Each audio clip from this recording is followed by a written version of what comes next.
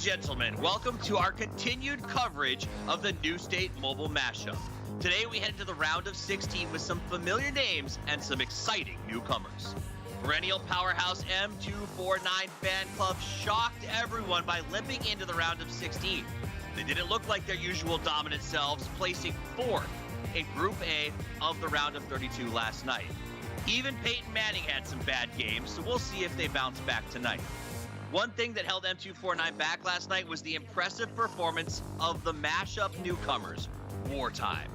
Wartime had an imposing 29 elims and a chicken dinner over the course of 3 matches in last night's group play. And the biggest story we're tracking tonight is the big news about Vengeance. Due to a roster change, they were forced to forfeit their previously earned Grand Finals ticket. But they can earn it back this weekend, and they're more confident than ever that they'll do just that. We'll sit down with one of their all-stars, X-Bin, to talk all about it in just a few minutes. They say that Saturday night's all right for fighting, and we've got 16 teams that are still standing. This is the New State Mobile Mashup. Let's drop in. Hey everybody, thanks so much for tuning in. My name's Toffees, and I have the pleasure of being your host as we run through the action this weekend to determine which 3 teams will go to the grand final. Before we continue on, though, let's take a look at exactly how the format works, just as a bit of a refresher for everyone out there. Yesterday, we started with the round of 64. We played 3 games there, as well as 3 games in the round of 32 to determine the top 16 teams that'll take the field today. In the course of 2 groups, 8 and 8, they will play 6 games, to determine which 8 teams will go to the final tomorrow. At that point, 3 teams will advance to the grand final for their chance to play for $200,000 in prizes. It's going to be a very big day and very exciting. We're going to have experts abound and lots of action. Before we get into it, we do have to talk a little bit about what we mentioned in the opener, and that is the big story regarding our league leaders' Vengeance. One of their members, X-Bin, was on vacation when they qualified last week. According to our rules, roster changes after qualifications result in forfeiture of your ticket to the grand finals. But there's good news. They are still eligible to qualify with their new roster this weekend and next weekend. Another important note here is that we are not automatically replacing the forfeited spot. Instead, what we're going to do is give out 4 invitations next week instead of the usual 3 to make up for the missing slot. So if you think that you have what it takes to qualify, next week's Open Qualifiers are your best shot at doing so because of that extra slot that will be open. Now, we wanted to get the entire details, sort of have a chance to talk with the team themselves. So X-Bin was actually willing to sit down with me to discuss what happened as well as his plans for the future a little bit more. Thank you so much for joining me today. I appreciate you giving me the chance to chat a little bit more and get to know you guys. Let's just jump right into it. You are definitely at the center of the big news today. It turns out that you were on vacation last week when your team first qualified to the grand finals. And now that you're back, the team is moving forward full steam ahead with you at the center of the roster in spite of the sacrifice, because they did have to give up their spot in order to do that. What does having that kind of support from the rest of the team mean to you? Yeah, it does feel good knowing that how strong my team has my back. They're doing pretty good. They are. I mean, clearly it's working out. Last night, Yeah. you guys, I think, popped off for like 84 points in the group of 32. That is 100% a new state mobile mashup record for a single 3-match round. How confident are you that you're going to qualify again? We are coming into this like with the utmost amount of confidence, and we feel like we can bring it home again. What is the reason for that confidence? Is it your training or just the skill base on the team? Like, what makes you so confident?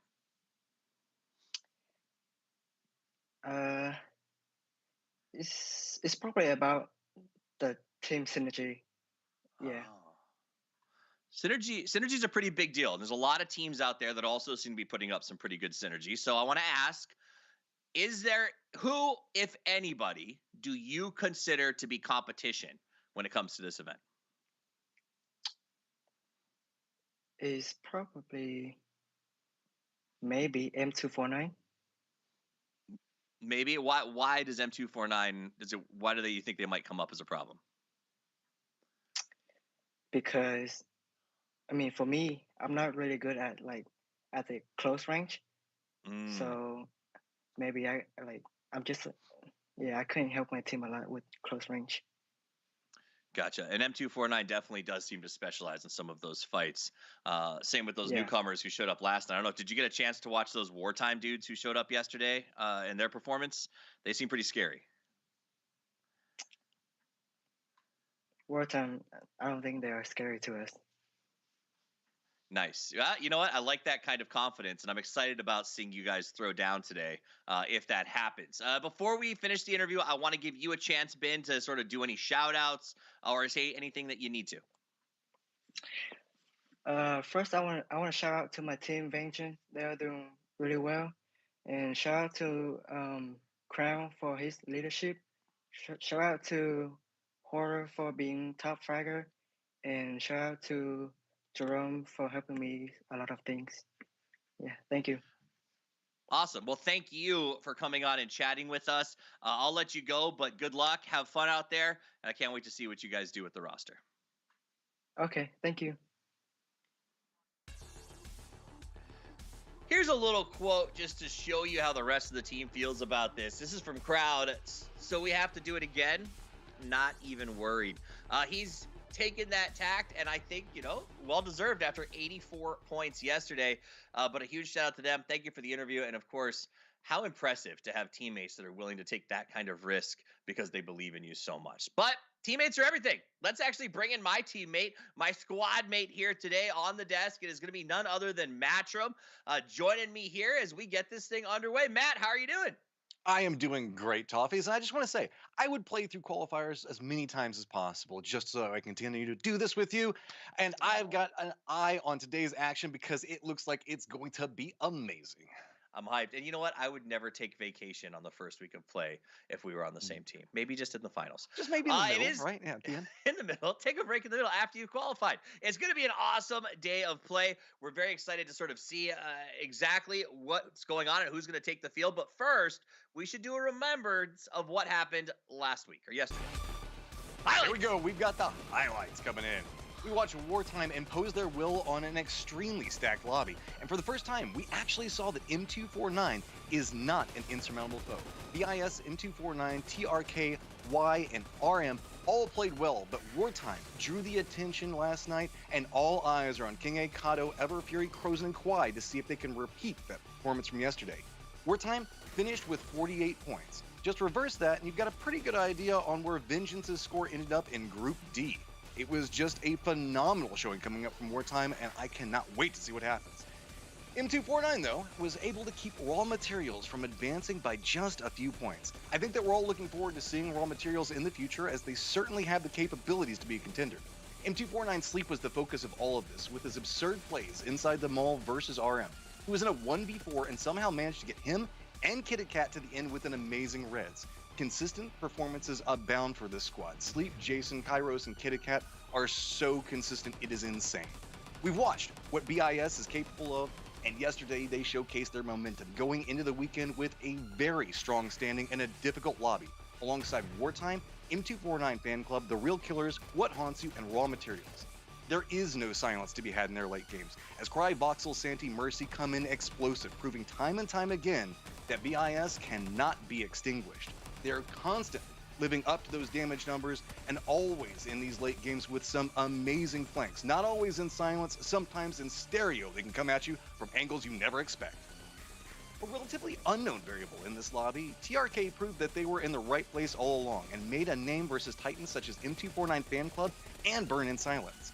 That is a hard lobby to live up to this name, Real Killers, but they did so with 15 eliminations on 3k damage. Mitch, Angie, Jake, Boss, and Jur are as real as it gets, and I cannot wait to see what they're going to be bringing up through the rest of today, because we have saw so much action yesterday. I cannot wait to see how every bit of this moves forward and where we're going to be looking at moving into tomorrow. What an amazing breakdown, Matt. I loved it. If you guys are just joining us at home, that gives you pretty much everything you need to know about how we got here. But there's two other guys who will be joining us on this journey. Matt and I will be talking in between the games to let you know what happened as well as sort of frame it. But the two gentlemen who are telling the story as the match goes on is Mustache Dave and the Cameron Davis. Gentlemen, glad to have you here. I brought you in because we're about to go over the rosters, and I want to get your insights on them as well. So let's start with the lobby we will not be watching. Group B is going to be playing in a separate lobby. They are not on stream, but we will be tracking them throughout the day because the top 4 will advance to the finals tomorrow. Real quick, is there a team, Mustache Dave, that you've got your eye on in this lobby?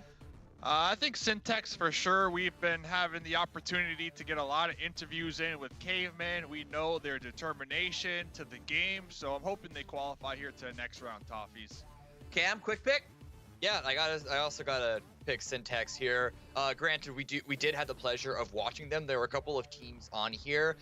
We recognize they're real killers, but there are a couple other teams that might be, at least strangers to me, might be strangers to you guys and a lot of the audience. So who knows if a new voice is really gonna stick out from the crowd in this one, but I think Syntax is probably the big marquee name in this group.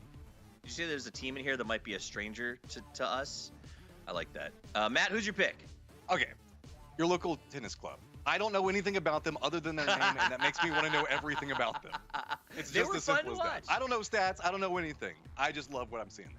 I'm into it. I'll pick the Panthers. I thought they had moments of brilliance when we saw them about a week and a half ago. I'm glad to see them back in. We'll track them throughout the day. But let's go to the real deal. The group that we're watching, some have affectionately called it the group of death. I could not agree more. So let's do this. Let's run through them all. I'm going to start with you, Matt. Who's your pick to keep an eye on in this lobby? Pure and simple. Give me pure love. I mean, we've seen some amazing rotations, some trap plays come out from them, and Long has proved that he is amazing at long range. Cameron? So there are 6 teams here. Pure Love, Vengeance, M249, Wartime, Violent by Nature, and Burn in Silence that are basically going to be the 6 fighting out for the top 4. The 2 that are not yet qualified for the grand finals are Burn in Silence, and then because of the admin or the paperwork issue, if you want to call it that, for Vengeance. Those are the 2 that I'm going to be looking the most at. They have the most incentive to play well, but I think it's going to be an explosive group no matter what. Absolutely. Mustache Dave? Hey, what up? Good question. I'm thinking Wartime. Yesterday, they had over 5K damage, 29 elim points. Wartime, a team to look out for here today, Toffees. And Dave, you brought this up because I know that you've come over to join us from some PUBG Mobile experience that you've had there, and you recognize these 4 players. So from what I understand, these are 4 guys who are very experienced in mobile battle royale. Yes, sir, and they've been to the top level of competition as well, the globals, multiple occasions. So they have been grinding, maybe as individuals, right, within the past 3 years. So now coming together here for the new State Mobile Mashup, I'm looking forward to see what they can bring to the table with all that experience, Toffee. I'm looking forward to seeing what a global pedigree brings to this map as well, and I'm excited about seeing it with the 2 of you guys on the call. Mustache Dave, Cammy D, take it away. Thank you very much. Yeah, so game 1 here, and I said it already. I got to say it again.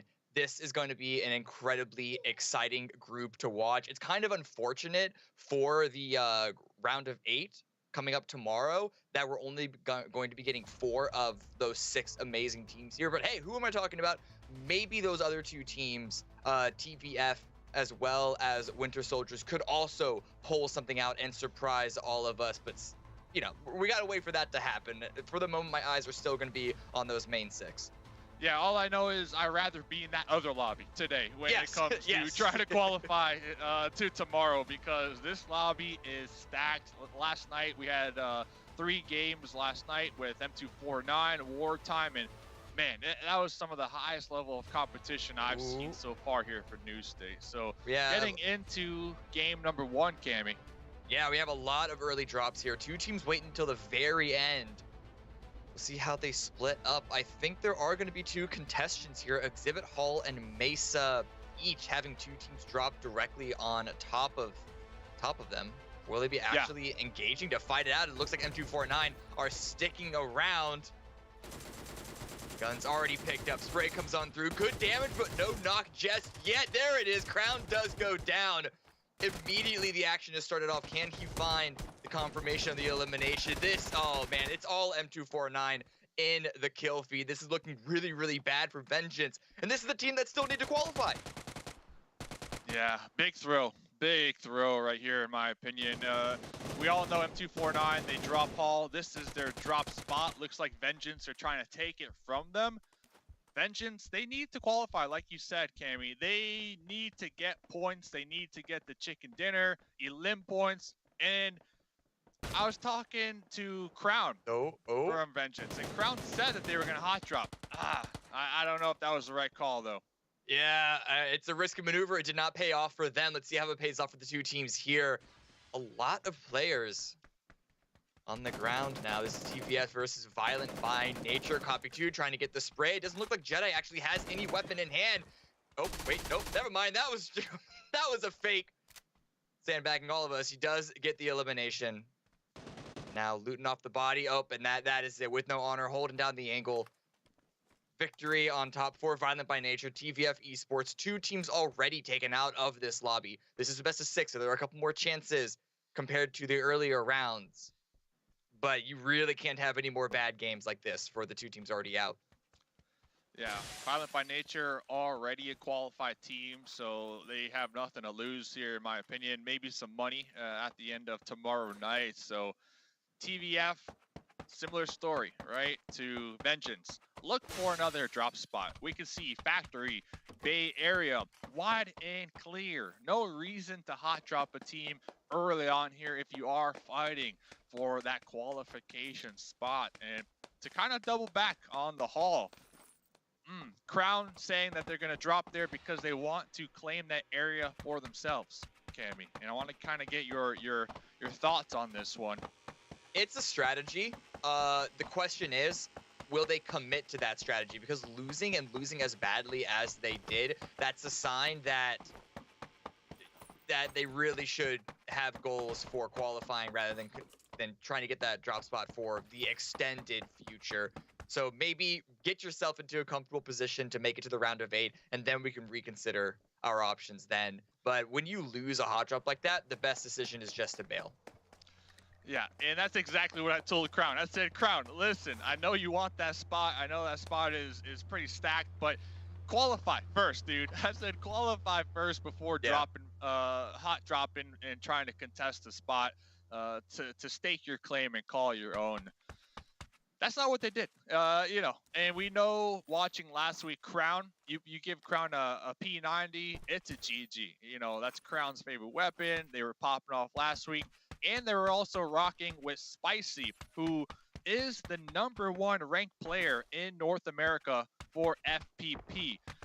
So Spicy getting swapped out for X-Spin here tonight, who has been playing with the team for a couple months now since Season 1. They definitely have that synergy. Yeah. Thing is, they're fighting M249, who has been dominating. Listen, they're so synergistic. They're so synergistic. They all got taken out. We're all eliminated in a relatively same expanse of time. So everything's in sync on that front. They're in sync, yeah. I can't argue with that. They are in sync. And last night too, I'm gonna keep harping on them. M249, we saw Sleep. Man, Sleep held down a team by themselves for about 10 whole minutes and was able to call back their teammates maybe 3 separate times. So Sleep has just been grinding, and yeah, hopefully Vengeance. Last week, I'm a big fan of that team in particular. Hopefully they can learn from the mistakes here in game #1 and choose to drop somewhere else, Cameron. Yeah, we'll see. Looking at Pure Love right now, they're just on the edge of the next zone. They should be aware that there's another team going to be Winter Soldiers to the west of them. And so depending on how their loot rotation is looking, looks like they're actually ready to get into their vehicles. They have a choice. Do they want to get into the center of this next zone to get themselves in a better sort of placement position? Or do they even want to set up a trap and try and actively keep Winter Soldiers out of this circle? It's a bit early for a full commitment, but even dealing a little bit of damage, especially if Winter Soldiers might not be expecting it, could have some, lead to some better results later on. But looking at the map, it looks like they are going to be continuing to move to the circle. Burn in Silence, they've already started to get into the circle. Still a few final players looting up in Graveyard. This is the pack of pure love finding their way in. Yeah, Graveyard has a ton of drone credits too, so I really do like that drop spot for Burn and Silence, who this is their second week trying to attempt to qualify for the grand finals. We saw them last week, barely making it. They did such a good job, but missing it by a couple points. And well, they're here today in the best of 16, looking to qualify for tomorrow. And with all those drone credits, they should have enough to call in a red flare, get some level 3 gear, as somebody out there in the distance already called in. And Pure Love, a team who is qualified, they see that flare, they see that care package out there in the distance. Are they going to opt to push it, maybe get a little aggressive here early on? They might be trying to go for some information, it looks like, using their scopes to see if they can't catch anyone rotating out. But we're all looking at the map. We can all see M249 are also moving into this area, so this might be a little bit of a thruple engagement here, all around that care package that I believe was brought in by Violent by Nature.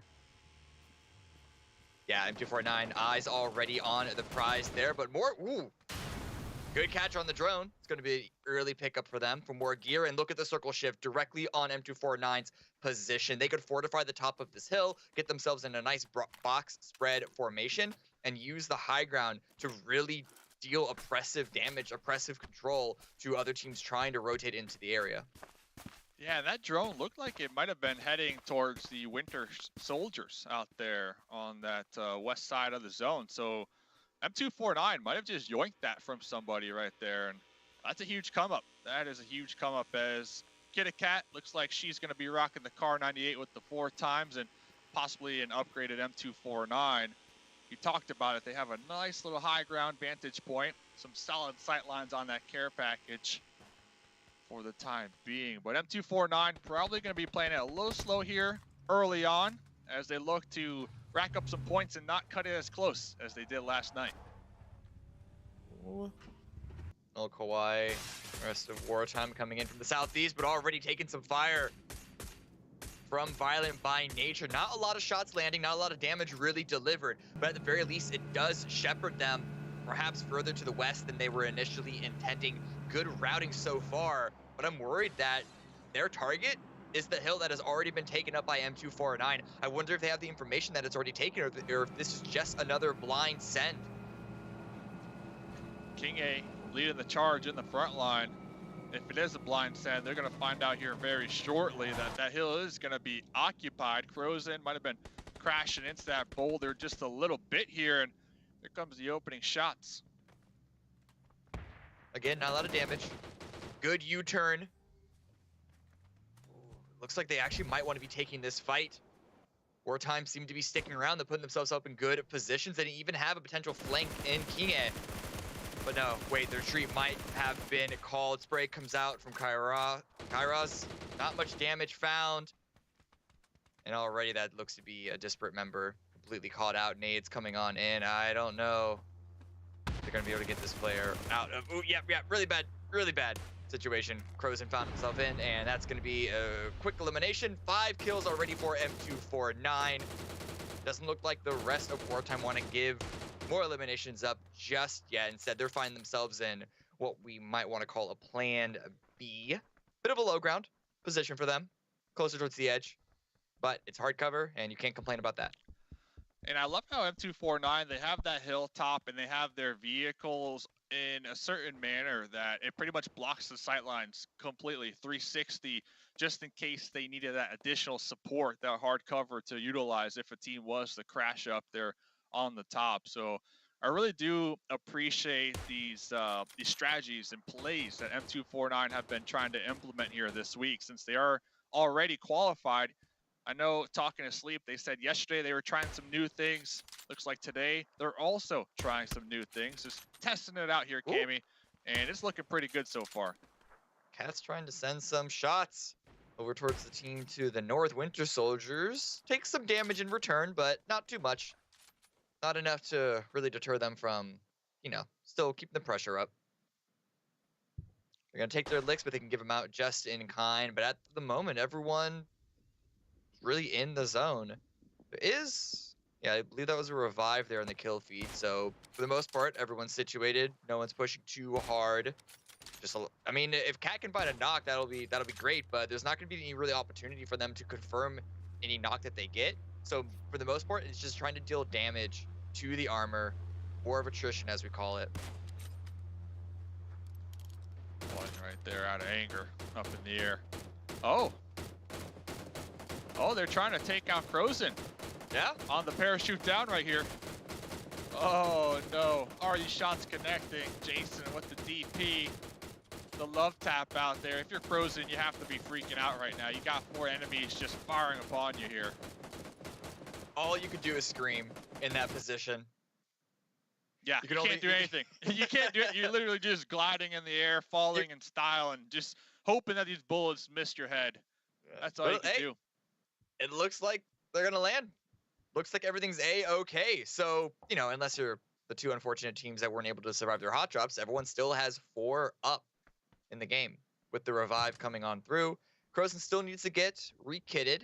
Hopefully there was enough gear in these few houses, as well as maybe extras that the teammates had on them to get them in a serviceable position. I think that's really all you can hope for. Yeah, and that's one cool thing about the trunk mechanic in New State is that a lot of times, sometimes they keep extra gear in there. Yeah, you know, keep just in extra case. helmets, extra guns, extra ammo, just in case you do have to call on a teammate. They already got that gear in the trunk ready to go, so they don't have to be searching for a bison or whatnot here in these compounds towards that mid game. Some sniper shots back and forth. Once again, M249 and the surrounding teams with the circle does relatively center up. Oh no!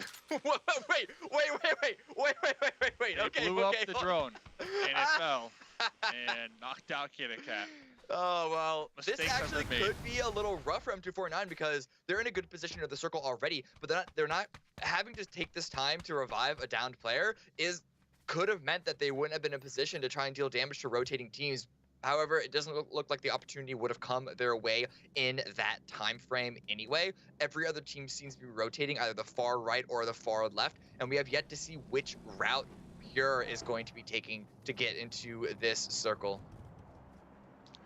And meds, you were talking about it a couple moments ago, right? Getting knocked out like that, using your meds. Using your meds that you might need later on in the game. So they were able to get the pickup. No more drone credits, though, on the team. Looks like they used all of them. We see about 4 different crates that were delivered, so they have to be just geared out of their mind right now. And looking at the zone, wartime, they are going to be opting to split, 2-2 split right now on that west side.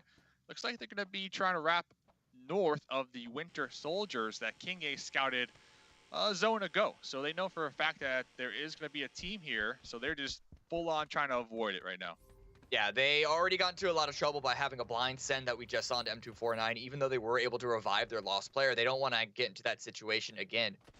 And so instead, they're just doing what we call a leapfrog method. You can also call it bounding, where they send a few players out, get some information, they stay there, and then the players sweep around them to get more and more information. And eventually, they're going to find themselves in the position to enter the north side of the zone that we know is clear. Hopefully, they will know soon as well. And it seems that Winter Soldiers aren't too worried about them. Yeah, we saw them perhaps look their way, see if they couldn't take some shots, but really it's all about M249 that is drawing the majority of their attention right now. Yeah, M249, I see a couple of them getting in some vehicles. They might be opting to make a move here or at least prepare for that next zone, that next circle. And looking at wartime here, this game, they are playing completely different than what we saw them in the last 3 games last night. They are playing really slow, really passive.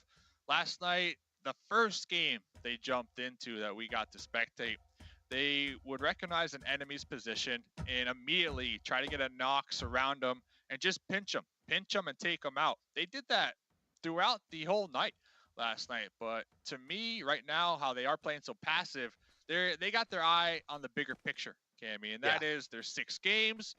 They need to make sure to have consistent points all 6 games here, and getting taken out early on, you're not going to be able to do that. So I do like how they kind of change up their play style here so far in game number 1. Yeah, I said this yesterday as well. Even though they might not have looked as explosive every single round like M249 have this entire competition, even starting from last week, they have definitely looked to be the most strategic, the most tactical strategic team in that sense. But now it looks like Pure, they are going to be making their way into the zone. No wide wrapping rotation from them. They're just going straight in as the crow flies, as they call it, and they're going to put themselves potentially in danger, not just from M249, but more importantly, Violent by nature. Violent should have known that this rotation was coming in. They should have heard the vehicles. Granted, a lot of cover in this position, so I don't blame them for not necessarily having the angles to fully stop this, but the circle is going to swing hard to the right, which does give Violent by nature a great opportunity to swoop into the edge of the next circle early and keep Pure out. Yeah, I'm really curious to see what ends up happening here with Pure. I have to assume they're going to just continue to follow right behind Violent by nature. Violent by nature, they are going to be aware that there's a team behind them. They need to defend. They already lost one in the back line here.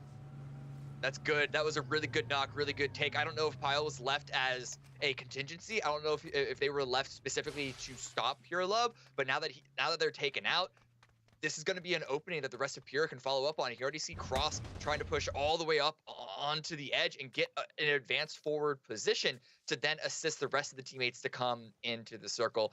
Almost everyone else is inside now. Other than Pure, we're then going to be looking at Winter Soldiers, who are trying to make a rotation. They're going to be going up towards the north, but Kinga is already here. Spray comes out. His teammates are a little separated, though. So if Winter Soldiers decide to stop on him, could be in a bit of trouble if they have their eyes on the circle. And ooh, this is a trap. Lying in wait. Shots already coming out. Kinga is following up. Ooh, look at this. Already 2 knocked out on that rotate. And Kinga's position in the north to make sure to get that intel and relay it back to his teammates as the Winter Soldiers piled in. It played a big role right there in getting at least 2 elim points, and they're not done yet here, Cammy. They are not done because there's really no other way for Winter Soldiers to go. Good spray comes out, puck goes down. It is only Jack Frost remaining, and they decided to go a completely different route. But if you try and avoid wartime, just going to be driving directly into M249 if you're trying to stay on the west. So at the moment, Winter Soldiers, big danger of being eliminated. So not so quickly, but being the first of this late pack to be eliminated. Yeah, fortunate for Jack Frost, he does have the Electron. That vehicle has the most health and durability in the game. So if they do get shot at, they should be able to complete their journey. And it looks like Jack Frost might be sending it right there on the edge to M249. Let's see, putting the Electron to the test. Already going to be losing one door and zooming right by. You got it. You got it. You have no other option. You can't stop onto this. It'll be 1 versus 4. Get in front of them. Sure, that gives you some little area of control, but oh no. Shot in the back. Got to check. Got to hold too many angles at once. A bit too much to manage, and now that is Winter Soldier's taken out. Just in time for the circle to hard shift once again towards the east, this time a little bit more towards the south. And M249, they could try and go straight to the circle, but how much cover is there really to play? Instead, they might be focused a bit more on trying to keep wartime in a rough position as well. But yeah, wartime on their own rotation, sweeping over towards the north side. We'll see if they drive directly into Burn-In Silence or if they maybe cut towards the center once they round this hill. I don't know how much cover there is to play, though. We know Violent by nature has a little bit to play around. They're going to be likely attacked from the south by Pure, but if they get slammed by multiple directions at once, this could be a catastrophic endgame. Yeah, wartime definitely heard those shots and saw the kill feed, though, so they know M249 are right beneath them in those compounds. And yesterday, the fight between the 2 Titans, it was back and forth, trading blow for blow. So it looks like they're going to be trying to avoid that fight for the time being. And they are going to be wrapped around this north edge here. Ooh. Burn-In Silence, force the prone down. This looks to be a solid defense by Violent by nature so far. Already a few members of Pure taken out. Wartime here. Well, this is the cover. This is the only option for them, is the single lone shack. Burn-In Silence are making their own position work, though. There are a couple of knocks on their way. They got to get some revives. There's suddenly, in the blink of an eye, so much utility in play. Smokes are out, shields are out, and of course, the classic car fort from N249 as they try and set themselves up in their own little position. Pure have been taken out. There are only 4 teams remaining, mostly with eyes on each other. But how much damage will they be able to find those lines of sight with all the cover, improvised cover to be fair, but cover nonetheless that's in play? M249 have been doing so well this whole game with just utilizing those vehicles and keeping them healthy and using them as cover. So if there is no cover ahead, no need to worry. As Kawhi right there, going to be peeking through the doorway, going to be connected on. This is going to be Burn and Silence. They got the angles right on top of that shack. Ambitious play by Voxiel, no cover, just proning on the side of the grass, trying to use the element of surprise to their advantage. And they're able to get a number of knocks, but with the smokes, it looks like the revives are coming on through. But the circle has shifted. It's shifted towards the left, and already on the map, we can see M249 trying to move to take advantage of that. Wartime are just out of luck. We saw Burn and Silence blow up that vehicle, so now Wartime have no other option but to run across this open terrain, and they already used a lot of smokes to even get to the position they're in. M249 are the team in the zone right now, Cammy. Wondering when Kid Kat was going to be able to hit a shot. There was a body shot there, taking a member of Wartime very, very low. But there's so many players alive in this end game position. It's just chaos. It's really hard to track for us, and we have the luxury of the spectator view. I can't imagine what information is being relayed by a bunch of these different teams. It's just bullets flying every which way. So many machine guns, so many LMGs.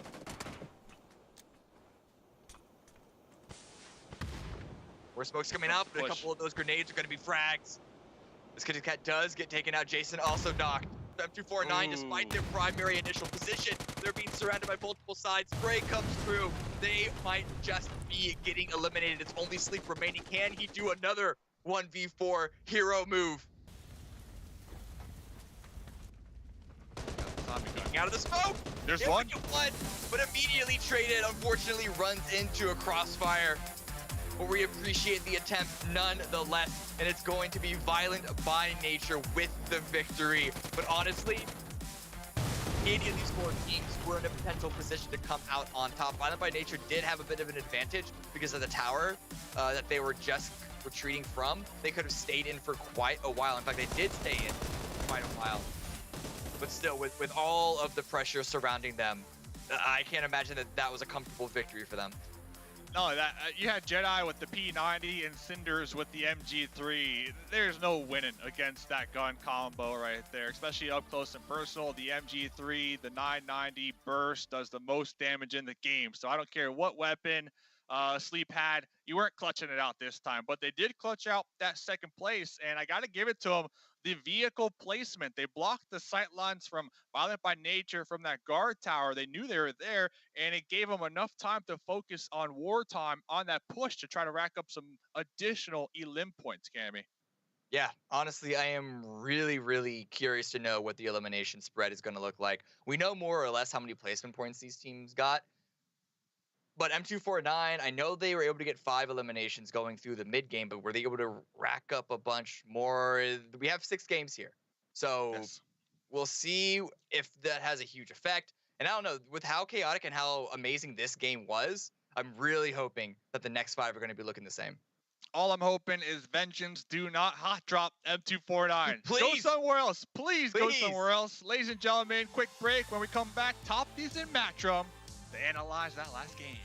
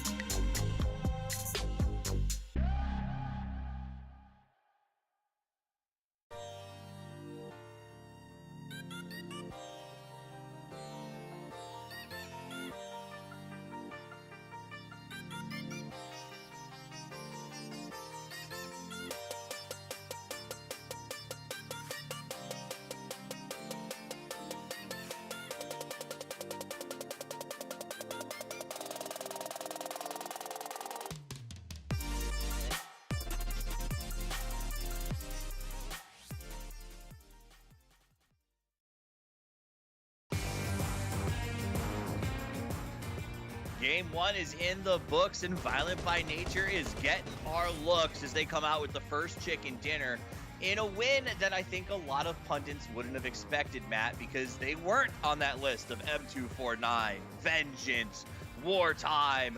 These guys came out and put up a huge Game 1. There's a little bit to be said about the nature versus nurture situation because they did get the circle position at the end of that to give them a little bit of an advantage. But there was a very violent set of firefights that were going on around them that they had to make sure that they defended up. And M249 was involved in a lot of those skirmishes. So well played on them on multiple fronts.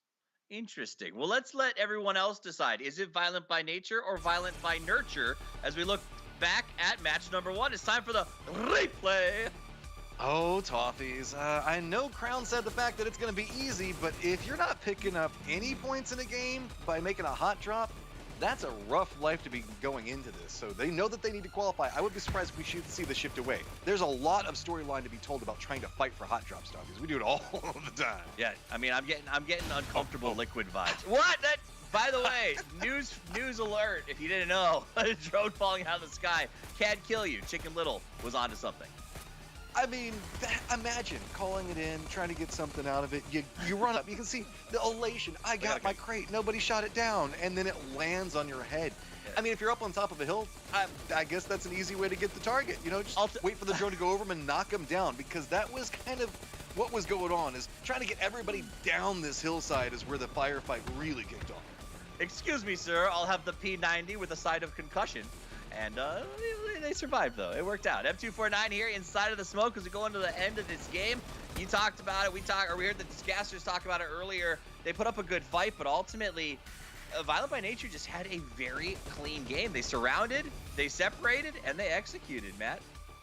M249 definitely brought M249s into that in-fight, but they just lost casualties early, and Violent by Nature did a good job on understanding where they needed to move and how they needed to handle their win condition there. They separated out, made sure to defend the lines, and really just held down all of the angles. Now, if you guys know how to hold down all the angles or play the angles or just know more than anyone else out there, now's the time to get in the game. There's one more influencer event. There's one more open qualifier, and the big news is that Open Qualifier is going to have 4 slots to advance to the $200,000 grand final. So if there was ever a week to put your toe in the water to test it out, it is the next Open Qualifier. Go to esl.gg/New State Mobile Mashup for your chance to get into the game. Now, in order to win, you have to have the best score, and that is determined by our rule set. It's called Super Settings. It is 10 points for a win, 6 for second, goes down from there, and then 1 point per kill. Now, normally I would show you the leaderboards right now.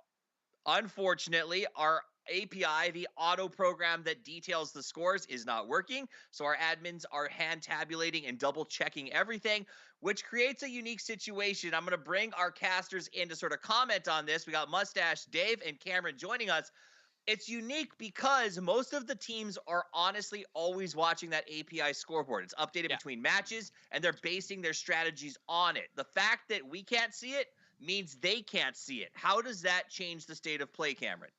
I don't think it'll change much for these first few opening rounds, but once we hit the final tail end of this, especially the final 2 and double, especially the final 1 round, there could be a little bit of guesswork on what exactly they need to do. In Battle Royale competitions in the past, we've talked to teams that have either won the event or just barely missed out and said, like, we knew exactly how many points we needed to get. And so when we saw one team that we knew had 4 members up, we approached them, but we avoided one that only had 3 because the risk reward wouldn't have been there.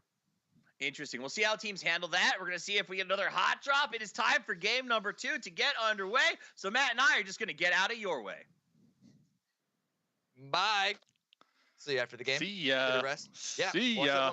But Dave, I want to get your perspective on this as well with the API fog of war situation that we found ourselves in. Okay, so if I'm in game, my goal, get a chicken dinner. If I'm getting chicken, I don't need to worry about nothing, Cammy. If I'm getting 15 elim points a game and a chicken, I'm not worrying about nothing. And that's all you gotta do. Just win. Easy. GG right Just there. win. Looking at Just this game. win. Just win. Look at this game. Already a change of pace. Vengeance not dropping at the hull. They don't want to get mopped up. They don't want to get clapped and cleaned out in the first 30 seconds. I love the call. I love it. The thing is, they're pretty much back a game, right? They're missing a whole game. So if they don't qualify to tomorrow night's lobby, it's 100% because of the decision to hot drop M249 in game number 1. Well, I mean, that's implying that they're not going to have a single mistake anytime since then. But it does look like there is going to be a little bit of a hot drop towards the north where 2 teams are both trying to go to Anchorville, TVF, and Burn in Silence. The first revealed zone isn't going to be too weird. It's just going to be towards the center, which does give an advantage to Violent by Nature, who are still in that central position. But here on the hot drop, good shots coming out from Twists. He actually does get the knock. Can't quite get the full elimination just yet. But looking at the rest of the positioning from Burn in Silence, I think Santi is going to be bleeding out. See ya. See ya, Santi. And you can afford to lose a member early here in the extreme game mode because you could easily get some drone credits, just loot a couple buildings, go far, far away, go somewhere safe, call in the green flare. It costs 1,200 drone credits, and bam, Santi right back in the game, right back in the action, right back in the thick of it. Yeah. Now, I do want to point out. Point. No, just saying that the problem is Burn in Silence. Where are they going? They're avoiding Anchorville now, but it looks like they're just sort of driving around a little aimlessly. And I'm looking at the overall map. There aren't a lot of positions that they can go to right now that don't already have another team involved, unless they want to completely leave this next zone. But if they do that, they're going to be all the way out in the middle of nowhere. Their loot rotation, pathing rotation is going to be in a really bad position. So while they did only lose 1 player that I agree they could revive relatively easily, it's everything else involved with losing that drop essentially is what happened, or retreating from that drop that's going to affect them. Right now, they're rotating in a factory. This already has another team in. They should be here in the vehicle sometime soon. Yep. Huge misplay. Because this is extreme mode, you don't need to hit up one of these major landmarks to secure some loot. You can go to all the off-skirt, small little building compounds that are scattered all around the map and easily get looted out and easily get some drone credits, enough that you can call in that red flare, right? Call in a red flare, there you go. That's a great weapon right there. So it looks like BIS, they did recognize, okay, there's a team here at factory. Immediately pulling off, and look, they're going to these obscure little off-skirt areas, and now they should be able to get some loot here and possibly even get their teammate back up. Yeah, I'm surprised that they're able to make their way out of it. It looks like Winter Soldiers didn't exactly have the angle to full punish that rotation. They're able to find multiple vehicles here as well for Burn in Silence. So we'll check in with them later. We'll see how their loot ends up. Looking at Vengeance, definitely a lot better of an early game. That's without a doubt. They're not dead. They're not dead. Exactly. Phase 2. Any early game would be a better early game than the previous game. Yeah, they're not dead yet. Phase 2. And Crown doing one of my favorite kind of drop spot pathings. Those warehouses down there, easy to get in, get out. Looks like Crown was already able to call in a drone scout over here and possibly get a weapon customization or maybe even a red flare here, get them nice and geared out. And here's M249. This is their spot. This is their home. I was playing some squads last night with Sleep, and they told me that the strat here is to drop on the roof because the roof has a ton of loot. And if you do get hot dropped on, most of the time, the other team is inside the actual hall in the second story and the floor level. So you already dropping on the roof, you're already going to be guaranteed loot, and you're already going to be guaranteed the high ground advantage over your opponent, where you can easily run around that rooftop and get any sight lines you want here on these inner rooms. So if you are out there watching and looking to up your game, there you go. That's a high-level strat right there, straight from Sleep themselves. I mean, we saw what happened last game when M249 were hot dropped on. They did exactly what you just described.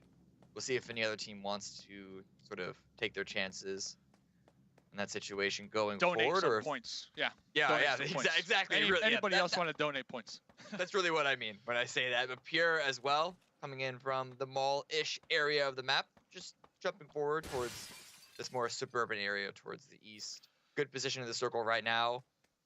We're really just waiting for rotations to start to come on in. The zone is closing. No one has been fighting each other just yet. We'll see if any conflict arises. We do have 2 more teams in the lobby this time around. That's almost, actually, that's a third more. That's 133% from what we saw of the previous game at this exact same time, which means that positioning could be a little more claustrophobic, and we might get, you know, a little bit more action happening in the mid game. Fox Hill over here, big chillin'. Big chillin'. What's even scarier to me is M249, like I just mentioned, kind of playing with Sleep here, getting the inside scoop. Last week, they won some prize money. Sleep said that some of the team members are getting upgrades when we're talking devices. So I can only imagine when they're playing on the best device you could play on. How is that going to impact their play style? How is that going to impact their new state gameplay, right? So I'm really looking forward to just continuing to watch M249 develop because they already have that spot to the grand finals. So right now, they're just coming into these games, using them as scrims, you could say, and using them as a piggy bank, right? To keep putting in some money, all right? Keep getting that money here. And exactly. I love it. I love it, man. You got to put the money that you growing. You got to put the money that you earn back into the business. That's how you get your business to grow. We do see a revival of Santi come on in.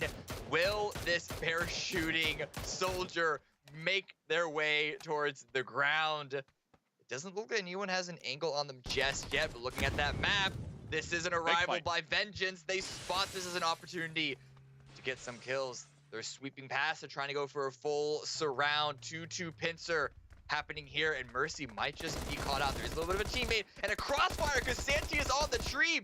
Despite having a pistol, should be able to output some damage. This is not what Vengeance elected to enter. They didn't think that this was going to end this way, but they're in a position to lose a second player. Santi wants to put this pistol to use. He's able to get a knock. He hit the ground, and he hit that ground running. Disgusting right there. Now, this is Vengeance being proactive, though. They did see the green flare. They saw the feed, and they knew that there was going to be a player parachuting in, and they pushed it. They're looking for the fight. They're looking to take the fight here. Crown in that attic with the Vector, catching a grenade from Cry. And things are just falling apart right now for Vengeance. Yeah, no other option for Drome other than to get a vehicle, try and drive away, but that's not what you want to hit on your retreat. Another big old bus. So fortunately, not a lot of damage taken already. But what can Drome do as the last remaining player now for Vengeance? We were saying that the game was already looking a lot better. This might be another 0-point game for them. If Drome's going to have to try and revive at least one teammate, hopefully all 3, but I don't know what the Drome credits are looking like there. That's really even possible at this point. But I do like how they're being proactive, trying to take these early game fights. They saw the parachute, they pushed it, It is early game, so if things didn't work out, they have the opportunity to get those drone credits, get that green flare, and get back in the game here. So I do appreciate it. They're just risking a lot, though, because they did get 0 points in game number 1. And with that play style, if you get taken out early, like they almost did right there, that could have been another 0-point game, and that will definitely set them back here tonight. A little bit of a spray coming out from Wartime. Frozen trying to get the angle onto TVF Esports. Not a lot of damage coming out.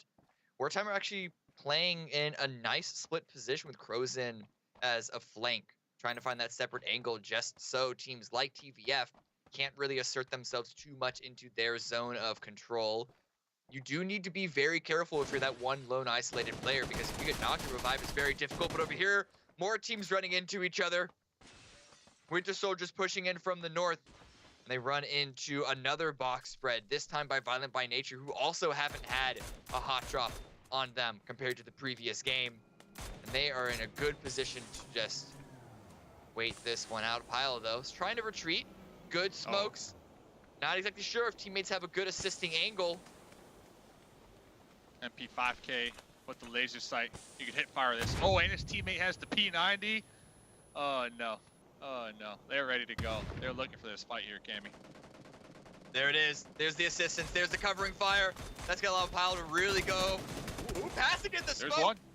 Pile comes out on top. Almost 2 knocks. It's only going to be 1 right now for Winter Soldiers, and that's the second running directly into the smoke as a lone player. What? That is a misplay there. That's not a trade. That's throwing yourself to the wolves. Cleanup as well. Confirm those 2 knocks. And this looked like a really bad position for Pile to have been caught in, but with the assistance from teammates, as well as good gunfire position on their own, this is gone from a really good approach to a bad result for Winter Soldiers right now. Swap Par, the only one remaining, surrounded, multiple sides, push coming in, not just from the ground floor. But okay, well, a little bit of team damage, making it a little easier for Par, but still. Pile baited that one out perfectly, Cammy. Baited that one out perfectly. Threw out those smokes, caused a little distraction, hid in those smokes, and Pile could make that play because his teammates had his back that whole time. They had the angles behind him. So anytime the opponent would pop outside that smoke, they were immediately pre-fired and forced to go back in the cover of the smoke that Pile was holding down. So Pile right there had full confidence that his teammates would be able to provide the security necessary for them to go for those plays. And Winter Soldiers, that was rough. Not gonna lie, that was rough. They were the aggressors in that situation too. They saw one, they thought they can easily get that one, but that right there, that's a bait and switch if I've ever seen one. Pile got him good.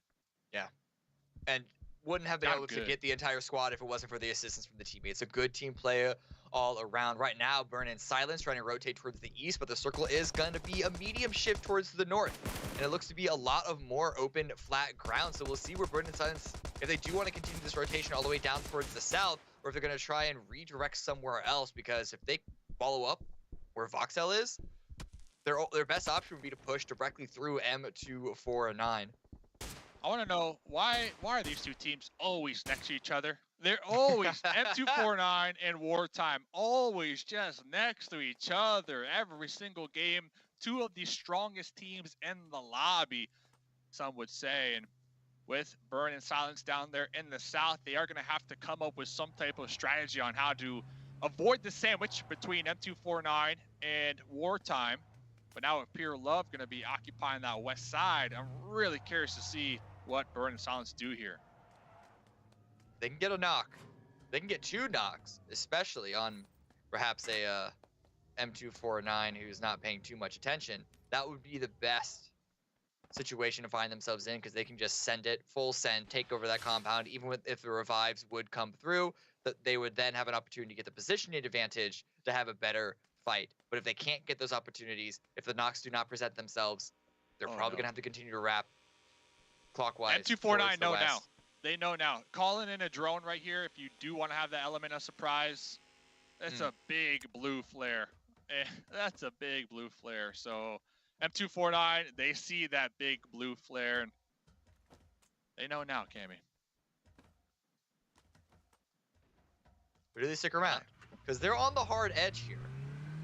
They could also elect to use that information. Oh, give some space. Yeah, it actually looks like they might be on the move. Giving some space to some opposition might not be the worst move. Because if by sticking around too long, they're essentially inviting the fight to come their way. But it looks like it's just going to be a rotation of vehicles so the tires don't get popped out, or if something doesn't go awry, they can try and keep them safe for now. TVF Esports also not having to move. They're in a really, really good position in this gas station here. The lines of sight aren't great, well, unless, of course, Wartime want to give it to them. Good shot, good damage coming out. Yeah, it looks like Frozen's position is going to be compromised. Did take about 50% damage from that M24 out there. Looking for some heals, looking for some safety. It looks like their teammates were able to pile up in this nice little ravine, small little dip, and then Kawhi in that guard tower with additional sight lines. And the guard towers are interesting too because they have lockers in them, and in those lockers sometimes you might be able to get a nice weapon. And well, Kinge just over peaking a little bit right there. He's going to be knocked out. They should be able to get the pickup. Just toss the smoke. Yeah. Looks like Kinge is going to be behind that sheet metal right there. Should be able to easily get picked up. And Burning Silence, they ended up avoiding the crash shots. M249 wrapping around that west side. Santi in the front line. Looks like they are going to be colliding with Pure Love here. As you can see, ladies and gentlemen, on the right side, we do have the scores. The API is back up and running. However, this does not include the points from the very first map. We will update those the second we are 100% sure of the exact numbers. So right now, the score is just what these teams have achieved on this game. 2, Burn and Silence, VBN, both looking really, really good. But can they continue that run? Especially Burn and Silence, as you were just saying, they're rotating around multiple different teams. Pure have a little bit of an angle. Ooh, that's good damage. Can't get the last few bullets necessary. That does still push Burn and Silence, though, back towards the south, back towards M249. But this circle shift is going to favor both of those teams on the southwest side. Huge zone right now for Pure Love. They have such a nice buffer between them and everybody else. And not only that, we see them rocking the MK14, aka the Bob Barker. I saw one of their players had the Mini 14 that recently in that last patch got a slight buff as well. So a little increased, I believe, handling. So they are going to be utilizing that. But you need to watch your head, though. Yeah, you need to watch your head right there. Don't overpeak. So we'll keep an eye on Pure Love as M249 looking to push right now. Oh, a lot of utility from both sides. Grenades from one, shields from the other. They know this fight. They've been trying to avoid it. Burn in Silence, but it's going to have to come their way. Voxel has already been confirmed.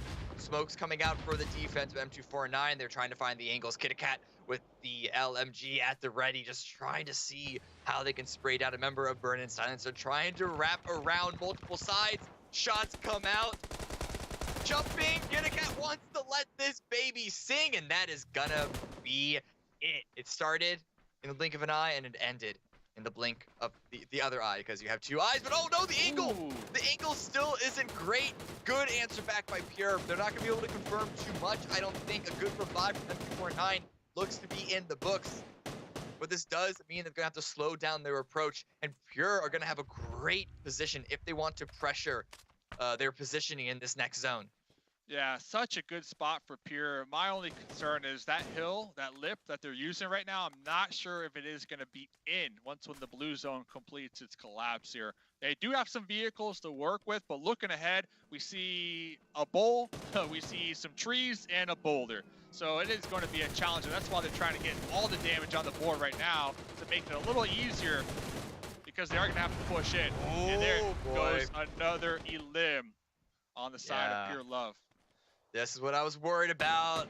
I was worried there wasn't a lot of cover, and when there's not a lot of cover, you have desperate moves from teams that are on the back foot positionally. TVF Esports, no other option of what to play other than just try and send it somewhere on the opposite end of the zone.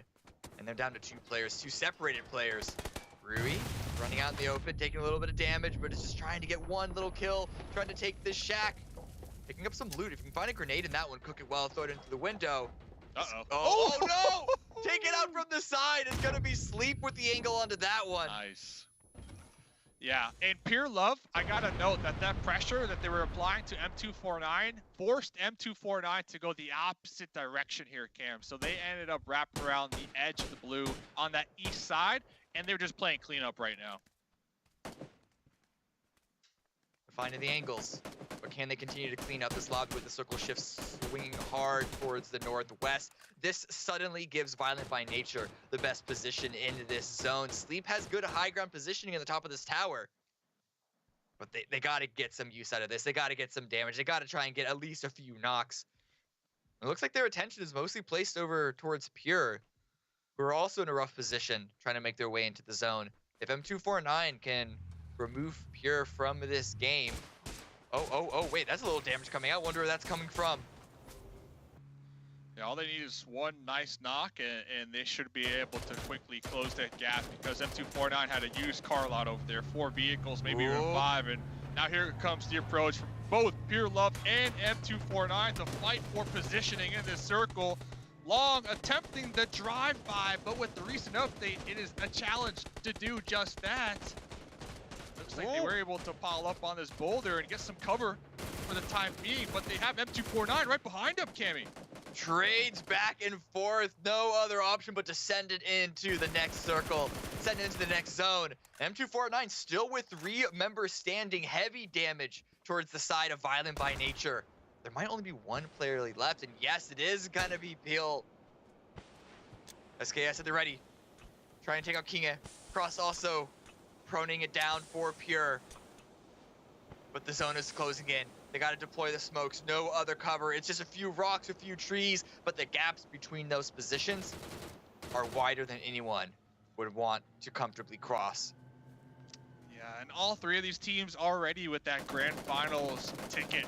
So if you are a team fighting for that position to make it into tomorrow night's lobby, I feel for you right now. I feel for you. Right now, smoke trees being dropped, multiple sides. Circle stays relatively center as we head to the final moments of this game, of this round. No one team is particularly advantaged here because, well, the player that's closest to the next circle is on their knees. The backpack, King can see the backpack between the shield and the tree. But once when Peel gets the intel, that P90 within this range, you're dead. You're done. Cross in the grass with the Vector, snaking it here. Snake it to make it. Not much that these players can do other than crawl at this point. M249 with the man advantage. Peel is trying to deal some damage in return. But now it's just going to be Cross left in a 1 versus 3. KittyCat rushing forward again. Idea on where the last player is. Not even going to give them an opportunity. M249 with the victory. And a good number of eliminations in their back pocket as well at the end of this. But Violent by Nature, you can already see them top of that scoreboard. It's a violent round. This round 2 here. Ton of elims, and M249, they had somewhat of a challenge last night. Honestly, Sleep was able to keep them afloat to qualify here tonight, but I gotta say that's not the case here so far. Looks like the whole team running on all cylinders, something like we saw last week from M249, keeping those squad mates alive for that late game, using the numbers to their advantage. And let's be real, KittyCat with the M249 this match has just steamrolling. Yeah. Everybody, you love to see it, Cammy. Yeah, really good play, I think, by a lot of teams involved, especially the ones that able to make the way to the end game. I will say, KittyCat, slow your roll a little bit. There was an opportunity for Cross to get that first knock, to make it into a 1 versus 2 at the end, and that is significantly more doable when you have the man advantage, especially when you are a 3v1, 4v1 situation. Don't get too ambitious. Stick with your pack. You have the guaranteed trade available, because 1v1s, even if you're the best player in the world, you still never really know exactly how they are going to turn up. But still, M249, they get the victory in the end, and that really, that's the important thing. And I feel like the play of the game for me was definitely Phil that game. Huge play right there to be able to hold down their positioning, knowing that they had the kind of guardian angels behind them, their teammates providing that additional cover. But in those smokes, they clutched it out big time, Cammy. So that had to have been the play of the game for me, at least here in game number 2. Yeah, we have a lot of questions, it feels like, as we continue through this series, one of which is Vengeance. They were incredibly confident going into this series, knowing that they would have to re-qualify now that they have changed up their roster, and it not looking good. 2 games so far. Doesn't look great. It does not look great. I think they have maybe, outside of the 2 initial positioning points, maybe like 1 elimination, maybe. It's nothing. They need a win, I feel like, to get that at this point, back in their sail, to get the juices flowing. And talk about the juices flowing. Ladies and gentlemen, quick break. When we come back, Matchroom and Toffees to break it down.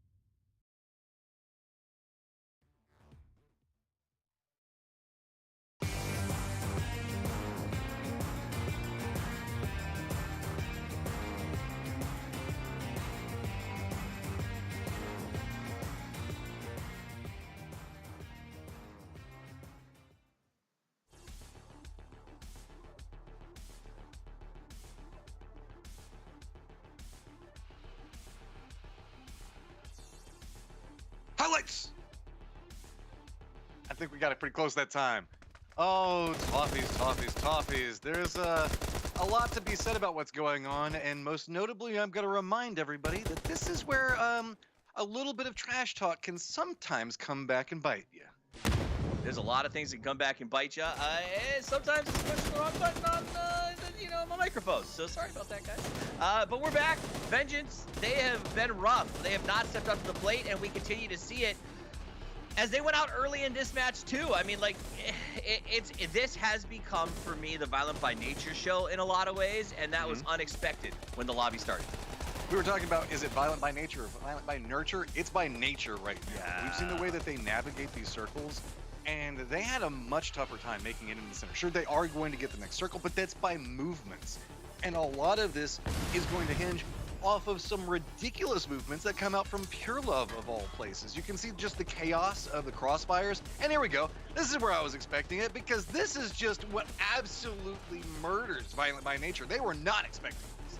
Yeah, no, they were not. And this is a lot of drive around. It opened up a lot of doors, I think, for M249 in particular to play out the end of that match, as they do come away with a massive 12-kill win. But really, I think it's because Pure got crazy there and caused so much chaos. They were just this X factor that you could tell that Violent by Nature was just kind of caught by. Nobody was expecting that movement to come in from there. And look, everybody, we got scoreboards. We do have scoreboards. Now, keep in mind, this is just from this game. We're going to hope to have them compiled up from the two when we get to the next round. But at least this is a current update, as M249 is sitting on 20 points after that match. That was a huge get for them. Violent by Nature at 16, Pure Love at 10, and then on down from there. The things that are surprising as we look at this, though, it continues to shock me, Matt, is Wartime, who are pros from PUBG Mobile, in 6th place, again not having the best game in the world, and Vengeance, who had 84 points in 3 games yesterday, gets another big goose egg. I mean, at this point, you know the Vengeance is just sitting back there like, Kairos! Yeah. Too old of a meme, or does it work? Say what? What? So too old of a meme, or does it work? No, I think it works. Let's tell everybody at home, though, if they do know what works, if you know how to win matches, if you know how to make the money, there's $200,000 on the line in the grand final, and there are 2 more chances to get into them. You've got the Open Qualifier next week, as well as the Influencer event, and the only way to get into the game is to jump out of the plane. So get over to esl.gg/New State Mobile Mashup and sign up right now. Trust me, you'll be glad you did. It's your money. You want it now. Yeah. Matt, yeah, right? Like, I mean, not? honestly, there is money on the line. You brought it up earlier. I'm shocked that, like, pro teams from other Battle Royales, even PC versions, I'm shocked that they're not here. Yeah, I mean, this is a great opportunity, as really we're starting to see the mechanical play be what a lot of teams are leaning into, and the macro can develop out of that, and we're starting to see that stabilize a little bit. But coming in with some more macro experience has definitely rewarded a few of these teams, and if you just know the macro, it can get you into the late game. Absolutely. Let's get 2 guys in here who know all about the late game. It is Mustache Dave and the Cammy D with the call. It has been 2 games. Howdy. It has been 2 games. And I am shocked. So I'm actually going to go to Dave to start out, because I need him to explain to me what is going on with Wartime. I thought you were going to ask me about Vengeance, man, because well, you can talk about last week that too. I was on the Vengeance hype train. So let me answer first Vengeance. Number 1, they're not getting the P90. Get Crown the P90. That's number 1. Number 2, avoid M249. Number 3, avoid Wartime. If they can do all 3 of those points, Vengeance qualifying here, Toffees. Now, when we're looking BIS last time. It was, exactly. They got to avoid everybody. And now when we're looking at Wartime, just rely on your skills, your skill sets from last night. They're not playing with the early game aggression like they were last night. They're playing really passive here tonight, and it really hasn't been playing in their favor here, Toffees. Yeah, they came in like juggernauts yesterday, and they're kind of going out like punks at the moment. So I want to see a little more battle. I mean, game 1, they won the early fight, Matt. So there is that, but it's been quiet. But I'll tell you what, we're gonna get quiet. The game is underway, so let's send it to the 2 guys who are gonna get loud and crazy. It's time for the game. Have fun. Us? Yeah. Game number 3. And already, as we saw on the scoreboard, there were a couple of teams some of which that have already qualified to the grand final that have soaked up a lot of points. So when you're looking at teams like Wartime, like Vengeance, there's a chance for them to still qualify, but it's really gonna be fighting for that 4th position. And the fact that we're already sort of looking that direction, only a third into this series, says how much of an uphill climb it's going to be if those top 3 teams continue to perform as well as they have been, because that just means that it's fewer points for everyone else to split or share or fight for amongst themselves. Yes, sir. By the way, that tower, you can't land on that tower. I've tried 2 times now, and when you collide with it, you just immediately fall to your death. Ooh. So don't try to land on that tower. I do like that tower, but you can't land on it. So looking at this game number 3, I do like how City Hall is in play. Hopefully a team takes advantage of City Hall. There's some nice loot down there, some nice easy drone credits in those tents. I guess the refugees. Or looking around here, anything sticking out to you, Cammy? Sticking out is that Winter Soldiers dropped in 2 different times, and it's 3 teams all going for this suburban area on the east side of the map.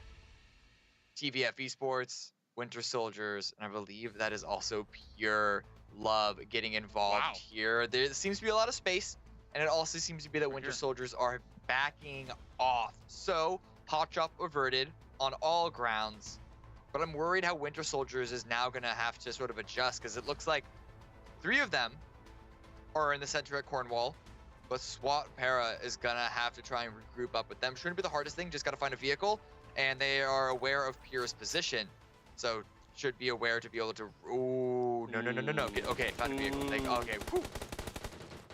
Pure Long, though, can't hit them shots. We've seen them 2 weeks now. Oh, it's a lot of damage. Yeah, it's a lot of damage with the M4. Running out of ammo, though. That was what happened. They are so lucky. Who's that? Lawa out there in the distance. So lucky that Long ran out of ammo. And looking at the Winter Soldiers here, Cammy, we saw a team kind of utilize the same strategy last night, where they would always, every single game, have that 3-1 split.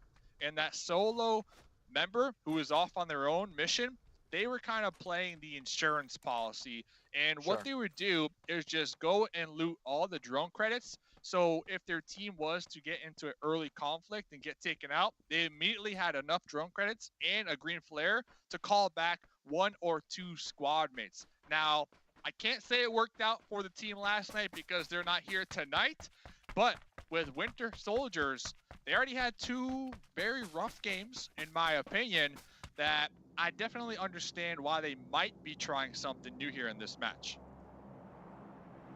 Well, they got to try something, right? Because they're only sitting on 6 points overall, and that 4th position that I was talking about, that Pure are currently sitting in, they're already at 14. So as long as Pure continue to play a solid game, they don't need to go lights out, they can continue on this lead and be able to qualify below BBN, M249, and of course WT, who are all 3 of those teams are pretty comfortable, especially the top 2. Wait, is this? Why is Voxel here? Looking for it. They're looking for it, man. They can hear him. Looking for it.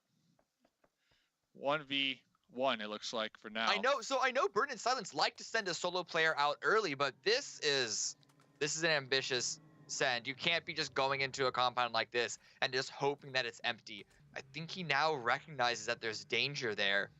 Teammates are coming. But how far away are they? Look at this. The grenade is already up and ready. They can see him. Oh my god. That's what I'm talking about. Great grenade there by Paul. Knock already. I don't think Burn Sign's going to want to continue on to this. They're going to retreat from this position and just rely on drone credits to get the revive. But that was an unnecessary use. It's going to be an unnecessary use of drone credits. I think they're just being a little too loose with things right now. So Cry was almost there, and after that grenade, immediately U-turn. I was looking at the mini-map because I was trying to see the distance that the 3 teammates were to Voxel. Very close, but catching that grenade, the teammates said, nope, we're just going to go loot the graveyard, get some drone credits. There's a ton of drone credits by that statue just laying around right there, so they should have enough drone credits to get that green flare. and get their squad mate back up here, Cammy. So not too worried about them, but it is going to be giving away a point, right? It is going to be giving away a point here to TVF. So with the point leader board being so close for that 4th place spot so far, not something you want to be doing here. Especially if you BIS with 10 points. Yeah, right? Like yeah, that exactly. 1 point might help overtake you in game number 6. You never know. Yeah, you got to be aware of not only the points that you're getting yourself, but also the points that you're potentially giving away when you're doing these internal calculations. M249 currently on the move, coming in from the north of Exhibit Hall, and just with the zone at their back, they're moving out. I hope that means that they have a bunch of loot to play with, really squeezing every single resource out of that drop location, and they're just going to be getting into the zone here. Oh, wheelie! See ya! Okay, all right, it's okay. That thing is going. That's the Lightning, the electric motorcycle. You could really pull up on somebody with that thing. It is really quiet. I've pulled up on multiple enemies and they didn't even know what hit them right there. So definitely understand why they are going to be using the Lightning out here. And looking at Pure Love going to be continuing their loot here at the mall, which is off center, but a really good position. And depending on where M249 rotate, they do have the high ground, so they might be able to spot them out and possibly take some shots on the M249 and inflict some damage.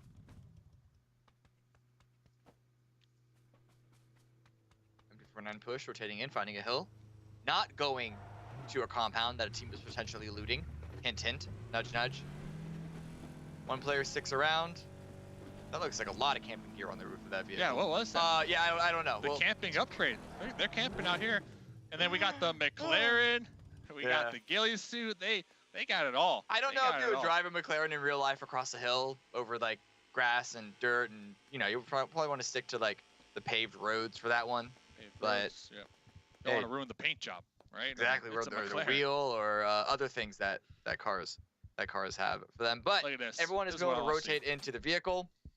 Zone is about to close. We'll see where the next phase sends us, where phase 3 goes. A lot of open area towards the southwest, and a lot of teams here on the north side.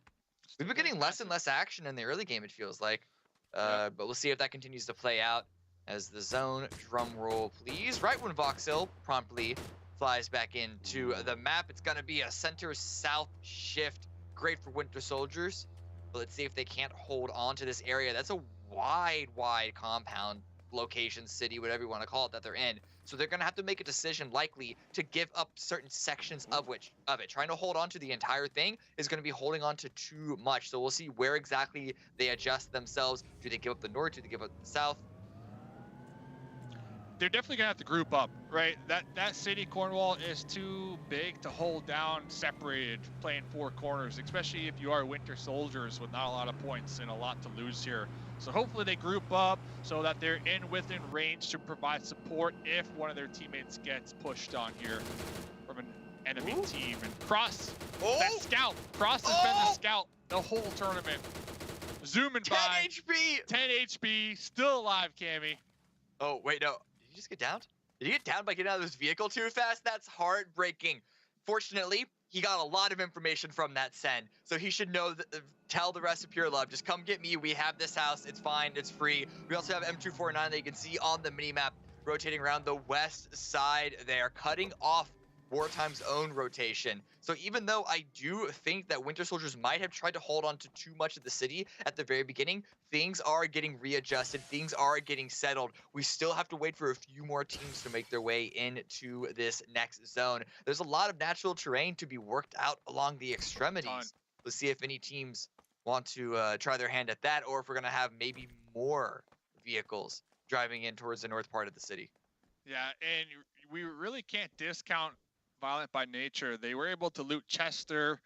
We talk about it almost every night. That police station has a safe in there that you have the opportunity to roll an AWM, a P90, maybe even a MG3 right out the gate. And they are playing this one nice and slow. They had Chester all to themselves. They're currently in first place here tonight. So they're going to be rolling in from that north side here, while everybody taking up a center position for the time being. And when I mean everybody, I mean the heavy hitters in the lobby. I'm talking Wartime. I'm talking M249 over here. M249 playing a hill once again, like we saw last game. They're comfortable. They are comfortable playing in the open here because M249 have been one of the only teams that truly utilize their vehicles for cover here, Cammy. Yeah, I'm a big fan of this current position for them. It's as close center as you can get, and they're not stuck inside compounds. Compounds are fun because they give you a lot of cover, but they can sometimes be a trap where it's very difficult to retreat from. Oh, good sight lines here. Good catch by Sleep to deal damage to these vehicles. Removing the tires makes the rotation incredibly difficult. So if this circle, if the next phase goes hard east or even hard north, Wartime are going to have a difficult time getting there safely. Yeah, that is a huge takeaway right there. Denying the utility, aka the vehicles. I believe they were able to pop at least 3 tires on 3 separate vehicles. Now you can still drive the vehicle if it is missing a tire, but it is a challenge. It makes it hard, especially with the terrain that they are going to be forced to play here. So Wartime losing that late game, that mid game utility, the ability to close the gap if they do get a knock. Ooh, man, Wartime, they're up there. 3rd place right now, but they not playing like we saw them last night. I'm going to say that. But they're still working. Yeah. We'll see how they can make their current position work even better. Good 3rd place for them. And I know that I was putting a lot of focus on Pure as being sort of that flex quality position of teams being able to take over. If Wartime do sort of slip, they also might be in a little bit of danger. But looking at their current position right now, I think they should have at least a decent enough game 3 to make them in a lot safer of a position. Rotates coming through from Burn in Silence. A little bit of damage coming out from members of TBF, but nothing that's going to stick too much. And only a few more seconds before the next phase reveals itself as everyone is getting some situated inside the circle. My fear for Wartime is after losing those 3 vehicles, remember, we have Violent by Nature up there on that west side, right? True. So Violent by Nature sink their teeth into Wartime, maybe get a knock or 2. Wartime, if they wanted to eject the compound and get out of there and kind of play it a little safer, they don't really have the opportunity to do so anymore, in my opinion, unless they vault out on foot, which is, not what you want to see, especially with M249 on that east side with the sight lines on them. So there's a lot of variables to consider here for Wartime. All I know is they have their fingers crossed, hoping the next zone favors them, and it looks like it's going to be right there on the edge. More tires being popped, but the circle is going to center up. However, this is what we were talking about for Wartime. They are still going to have to move, not have to move far. So we'll see if the tires, maybe they can make it work with these wounded, limping vehicles. But where can they move to? It looks like there's a lot of open area, and Violent by Nature have seemingly got in front of them, might be getting there first. We have a couple other teams that we also want to look at, though, towards the south side. 3 teams moving from the Loganville area. M249 in a great position to deal damage to a lot of these teams rotating past, but currently they're focused so hard on the north.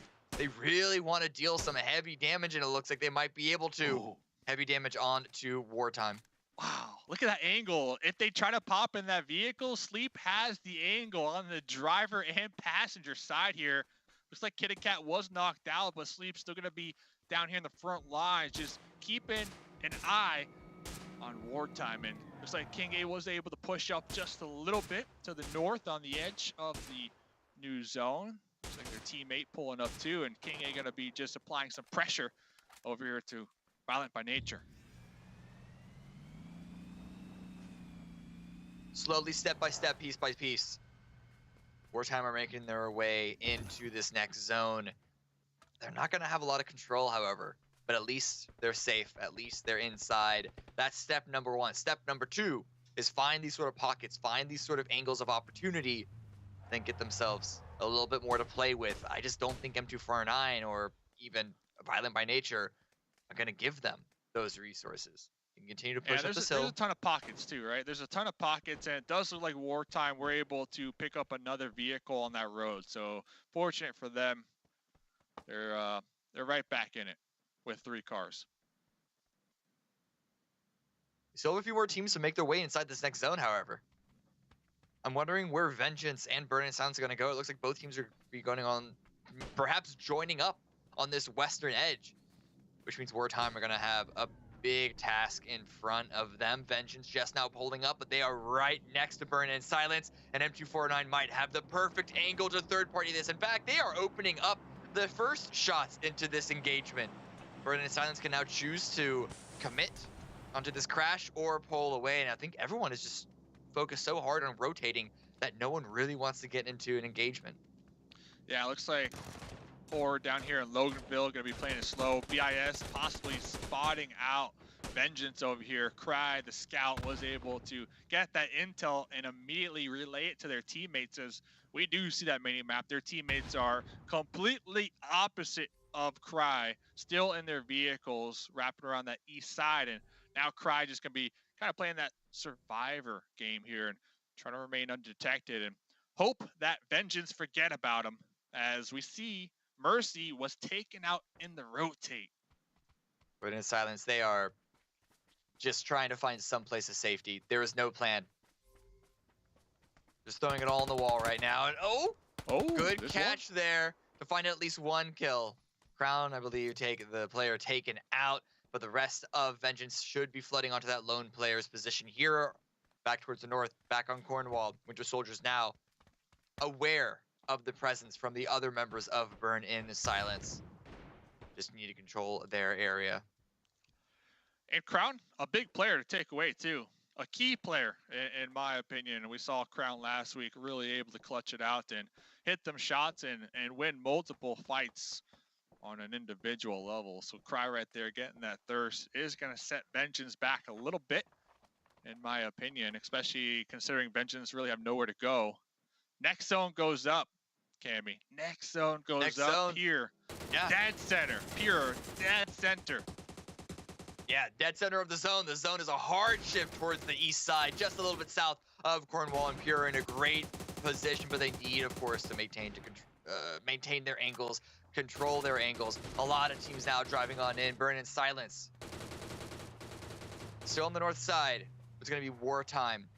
Looking like they're going to be crashing the dead center of all of this. M249 also need to get onto the move themselves. They can't focus too hard on cleaning up these last few stragglers. They need to get into the zone. And Pure, they are letting it rip. Damage coming out both ways, but it's going to be Kata taken out. Kato fully confirmed. Oof. Oh, get behind the tractor. Get behind it. Looks like they were able to. Pandy, though, talk about just locking on the target out there in the flower field. This is going to be Violent by Nature, going to be holding down the edge of the play zone, the south edge of Cornwall, clashing with Winter Soldiers, who have been in Cornwall the entirety of this game. Now, here comes Vengeance and M249. M249 trying to crash, it seems, onto a position that Vengeance were just trying to leave. Jason does get knocked. Revive should be coming through. There's a little initial positioning here to try and make sure that Vengeance cannot get the confirmation. Good grenade at the ready. It's just going to be a smoke. Sleep still needs to get picked up. They weren't actually able to commit to the revive just yet.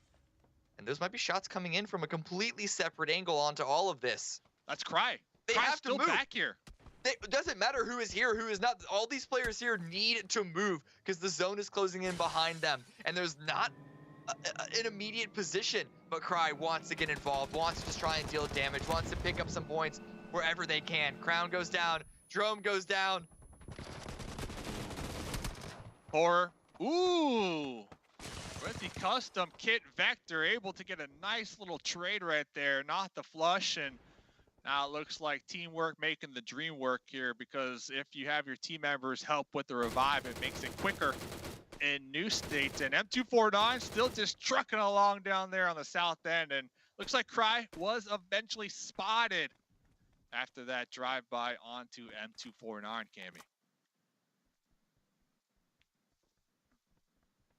Pure love still How does big Winter chillin'. Soldiers? Winter Soldiers need to hold this down. A really good scoop movement-wise by Violent by Nature. They need to clean up these last few kills available because the circle shifted away from them once again. It's all into SWAT power to the left. Here's the footsteps below. Understands that they're in a really, really rough position. 1 versus 4. Leads control. Leaves the stairwell right when they push up. And when he swings back around, that is a face full of bullets that he receives. Good timing on the full clear. Still need to get with no honor picked back up, but he's on an off position. They might have to let them bleed out as they need to continue to push down here into the circle. M249 pushing in from the south side, trying to make their way to this rock face. That's going to give them a good bit of cover, and they can then try and re-establish control. I love how you can clearly see some of these players, their favorite weapons, because they're just rocking it every single game. You got Jedi with the P90 every game. Kitty Cat, she's rocking the M249 every single game. Pure Long, let's see what you could do here with the P90, tossing a smoke in their stairwell. Might pump a break over here. Violent by Nature on the outskirts, Cammy. Ooh, Pure Long's trying to go for a peek, takes a little bit too much damage. Sees perhaps too many enemy players, doesn't want to overcommit, but he's gonna go for a second try. Able to get another knock. This is great control here by Pure, but no, he's chased up onto the roof. A cat chasing a squirrel. And Peel's gonna take the trade onto that one. Only 2 members remaining for Pure right now. One of the knocked members fully confirmed. That grenade doesn't find too much. Peel has to fall away though. Heal on up. And Cinders should be getting revived. This position is just barely inside the circle, however. So Violent by Nature, they have to continue to push forward. They can't just share these 2 houses, Romeo and Juliet style. They need to commit. Intel is everything. You have to assume they see the mini-map, they see the footsteps, they're trying to listen in as best as they can here. I do like how Pierre and King are working together, grouped up with each other, but the counter to that is going to be a grenade, and Cinder is trying to toss a grenade up there. Is going to be hitting King just a little bit. Cross with the Tommy gun, ready to go. Going to be trying to ricochet a flash off the windowsill. That might put a stop to him, but Violent by Nature, they are knocking and they are pushing up the stairs. King forced to go out the window onto the roof to heal on up. Cross should be hearing the footsteps, but the crossfire is not existent because of the smoke, and Peel is going to take advantage of that one. But it is then immediately taken out. This is by Sleep. This is M249. They've taken a controlling spread of the southern side of this circle, and the next zone has shifted. Another hard shift in their direction. And Burn and Silence are still in this. Sanchi is still alive, trying to heal out in the blue. Not exactly sure how long they're going to be able to stay in this one, but hoping to soak up maybe 1, maybe 2 more placement points. At this point, it's going to be M249's game off of default. All these engagements have just taken too long. The zone is coming on in. There's nothing else for anyone to do but to try and wait it out. You already see the dances coming into play. They know they have this one. Oh, they're big chilling. There you go. Yeah, there you go. There you go. And BIS able to heal right there for second place. That's 6 points. That is huge for BIS, Cammy. It is.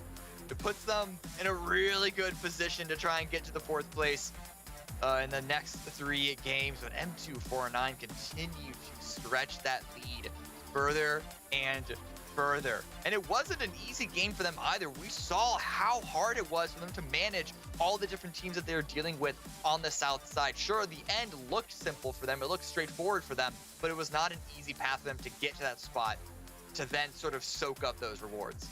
And you can tell that F249 were definitely playing for that chicken dinner. They kept Kitty Cat in the back line to hold down the circle that they were favored in, and then they sent 2 up front outside the zone to make sure to secure that compound that they heard the gunshots. They saw the kill feed popping off there in the north to try to see if they can get any additional elim points. So once again, M249 using their numbers to their advantage, surviving the whole game. They had 3 up at the end, and they were able to just spread out in the zone and secure it, lock it down. But shout out to Burn and Silence right there. Santi, shout out to Santi, healing right there in the blue. That is a challenge in its own right, and I believe able to get a 2nd place, which is definitely going to help them on the overall leaderboard.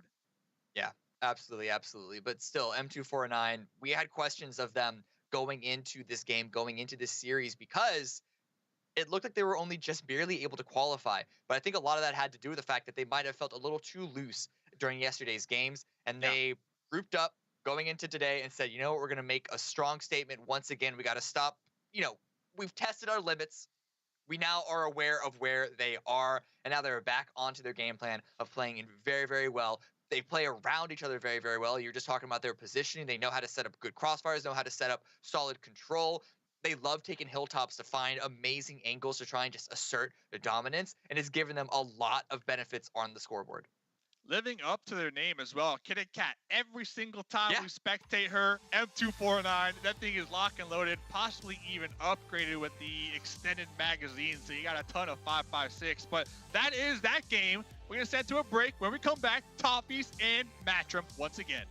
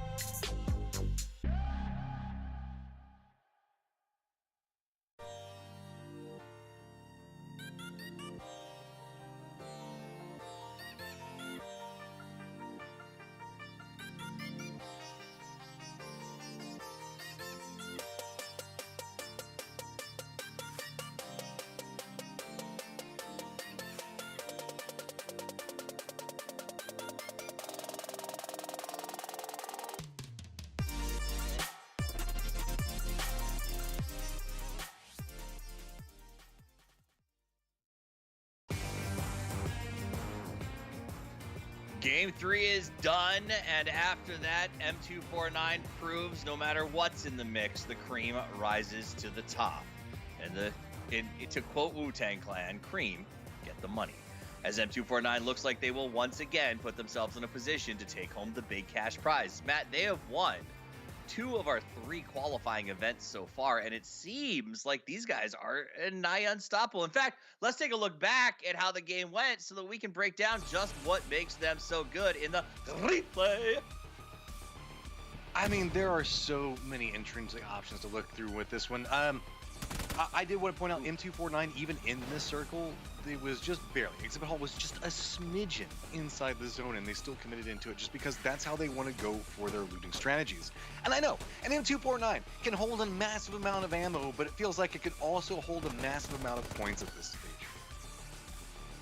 Right? It's not accuracy through volume. When I think M249, I think about just spraying it till you make it. These guys are literally just smarter, faster, and the M249 that we were kind of confused to not see on Thursday, back and forth. So it's been a lot of fun to watch. Now we see Winter Soldiers is a team that we're getting to know for the first time. Performance is okay, nothing game changing, but it is nice to see some moments of brilliance from some of these newer teams. Oh yeah, and even then, signs of life coming up from Vengeance, even though it doesn't pay out in the same way that we wanted to for them. Violent by Nature, though, is consistently performing in some of these firefights as everything hinged around this house. Whenever we look at all of the fights and how this was going on, this was the X Factor moment, as it was fight upon fight over here that allowed M249, you can see them off in the distance, they just get control over everything inside the circle as all the action is happening right here. Control of everything in the circle, as well as control, I think, of the mental of everybody else who's playing. Like, the reality is, it seems like other teams are playing to survive M249. You know what I mean? Quite literally, it's going to happen with Sandy here in a second, who's just going to choose to not even go for the fight and just med. I mean, go ahead, give him his degree, call him a doctor, because he survived that one to get himself second place, just living out in the zone and medding it up. You gotta do what you gotta do, man. Let's take a look at the standings on Group A. M249 with 54 points is just absolutely obliterating Violent by Nature at 48. Not too shabby. Both of those teams are just head and shoulders above the rest, but in a weird way, that's a good thing, Matt, because it is still a very close game, because 4 teams advance to the finals, and anybody can still be in it with 3 games left to play. I mean, it's not unheard of to have a 10-point game off of eliminations and still win, and even then, Vengeance now finds themselves in the top 3 just off of that. So don't write anybody else out. I would just say the fact that you definitely need to start performing at this stage, because while it's comfortable for now, it may not be for too much longer. In fact, instead of writing someone out, why don't you write yourself in to this story? The time is now. We have 2 more qualifier events coming up, the Open as well as the Influencer Qualifiers next week. You can head over to esl.gg/New State Mobile Mashup, because you can't write your own story until you're willing to open up that first page. Get in the match and start to tell us exactly who you are. Now, we're going to be joined by 2 guys who know exactly who they are. They've got the call. They've been leading us through these matches. It is Mustache Dave and the Cammy D. It has been exciting. It has been interesting, but it has also been largely unexpected, Cameron, as some of the teams that we thought would come out and thrive are struggling to survive. Yeah, Vengeance is the one that I have to keep looking for, because everyone's allowed a bad game. Even the best teams have an off day. Yeah. But then when you ahead of that happening, you talk so much trash talk. Yeah. And I guess I don't want to call it trash talk necessarily, but when they just come into it so confidently, it makes their struggles. It makes us it forces us essentially to put a spotlight on those struggles. And I honestly have no clue what's going on. It seems like whenever they enter a interaction with another team, it never goes right for them. I don't know if it's a timing thing, if it's a communication thing, or I'm at a loss for words, because this is not the team that we expected to see, especially with their new player or rather their old player who is now the new player in terms of the signed up roster, who was supposed to be so good. They had a lot of confidence behind him, but it doesn't seem to be paying off. Matt, do you think overconfidence can lead to downfall? I mean, is that possibly what? I respect that they're out the hustle. I expect that they got the confidence, but I just don't understand what's happening.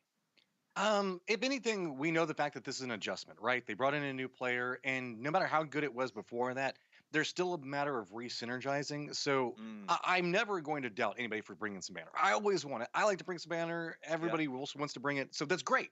We want to see that happen. I think that this could just be an adjustment, but that means that next week's going to have a lot more pressure because let's be honest, right now, this weekend is just VBN, an M249 show, and everybody else is just kind of a cameo character. We'll see, because at the end of the day, if they can get through, they go the distance to tomorrow, and it's a whole new day of play. But it's now time for game number 4. We're past the halfway mark. Let's get this thing done. Mustache Dave and Cameron, take it away.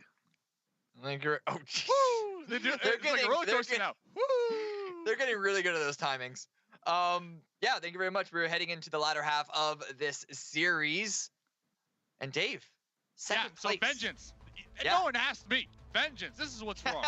Last week, they had Spicy, the #1 player in North America in FPP, play on their team. That's it. That's all. They had the best player in the game last week. They swapped it up, going back to their tried and true team here, which I totally understand. But that's the difference. That's the difference. That's it. They can't be performing this bad. It's not like #1 player. Are you saying Spicy was the only reason why they were performing well previously? They did qualify with Spicy. I'm not saying. I'm just reading the stats here. Just reading the stats. Well, looking at the drops right now, it looks like 2 teams are trying to go to Bay Area. It's going to be Vengeance. They are hot dropping once again onto M249 Fan Club. It looks like they're actually going to get the drop. 2 quick knocks, 2 quick points of damage here to get that first elimination. M249 gonna have to try and follow up with something. Do they retreat? They try and take this fight, commit to it. They've picked up weapons of their own. Good shot. Good damage from Sleep. He even holds the angle when he starts to take some shots of his own in return.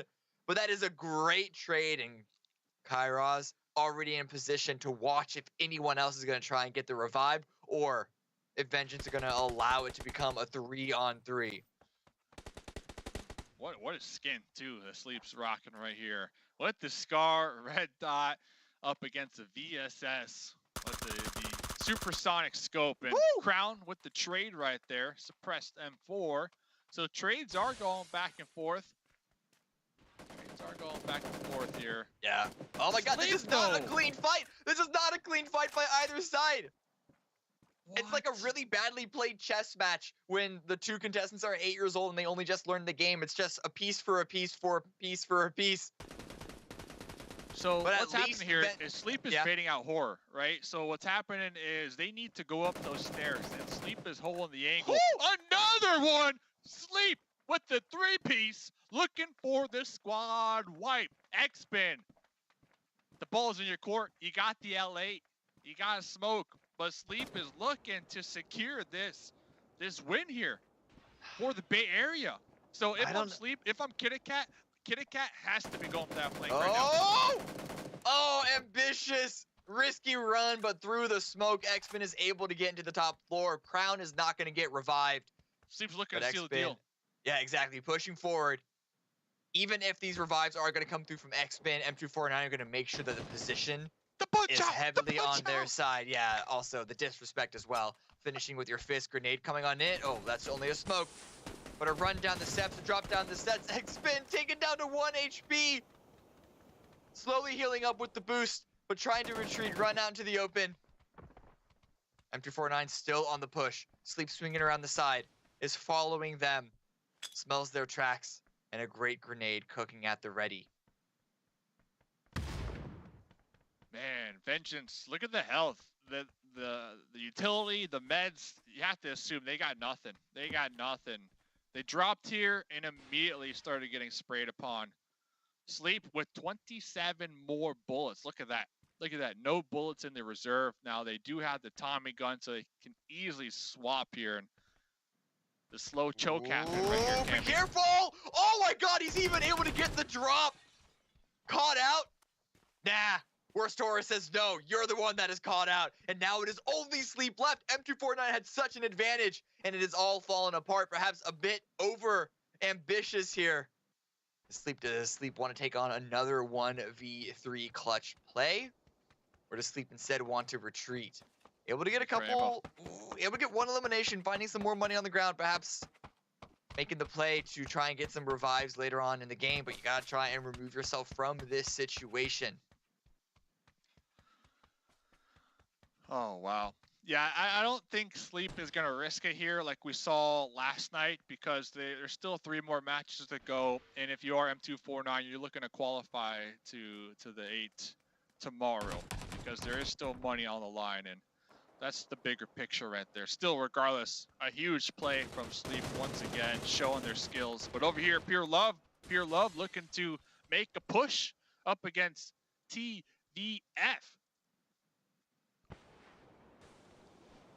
Another standoff here. Exactly. And Pure need to make their way around TVF Esports. With the blue already at their back, they could make the decision to just try and circumvent this and retreat and run away. That looks to be exactly what Long is doing, running up this hill, ducking, rolling, diving, just to not get shot by any sort of secret angles that TVF might have. But the rest of the squad of Pure is staying inside this compound. They might be committing into this fight. Yeah. It's early on, so the zone doesn't do as much damage now as it does later, but it's not nothing. I think Long's looking for a flank here, that alternate angle, because right now TVF, they are kind of tunnel vision on the trio from Pure Love. They got that marked out, so Long looking to have that element of surprise right here. You can hear some vehicles being maneuvered around. I'm surprised that TVF are also sticking around. They have the ability, assuming they have vehicles, to try and retreat, but no, it looks like Pure, they're not going to overcommit onto this. They're all in one vehicle, though. This is very, very dangerous. It's a quiet vehicle. Unsure if TVF would have heard it. They're going to be hearing it now, but are they going to be in a position to let it rip? Let the shots fire?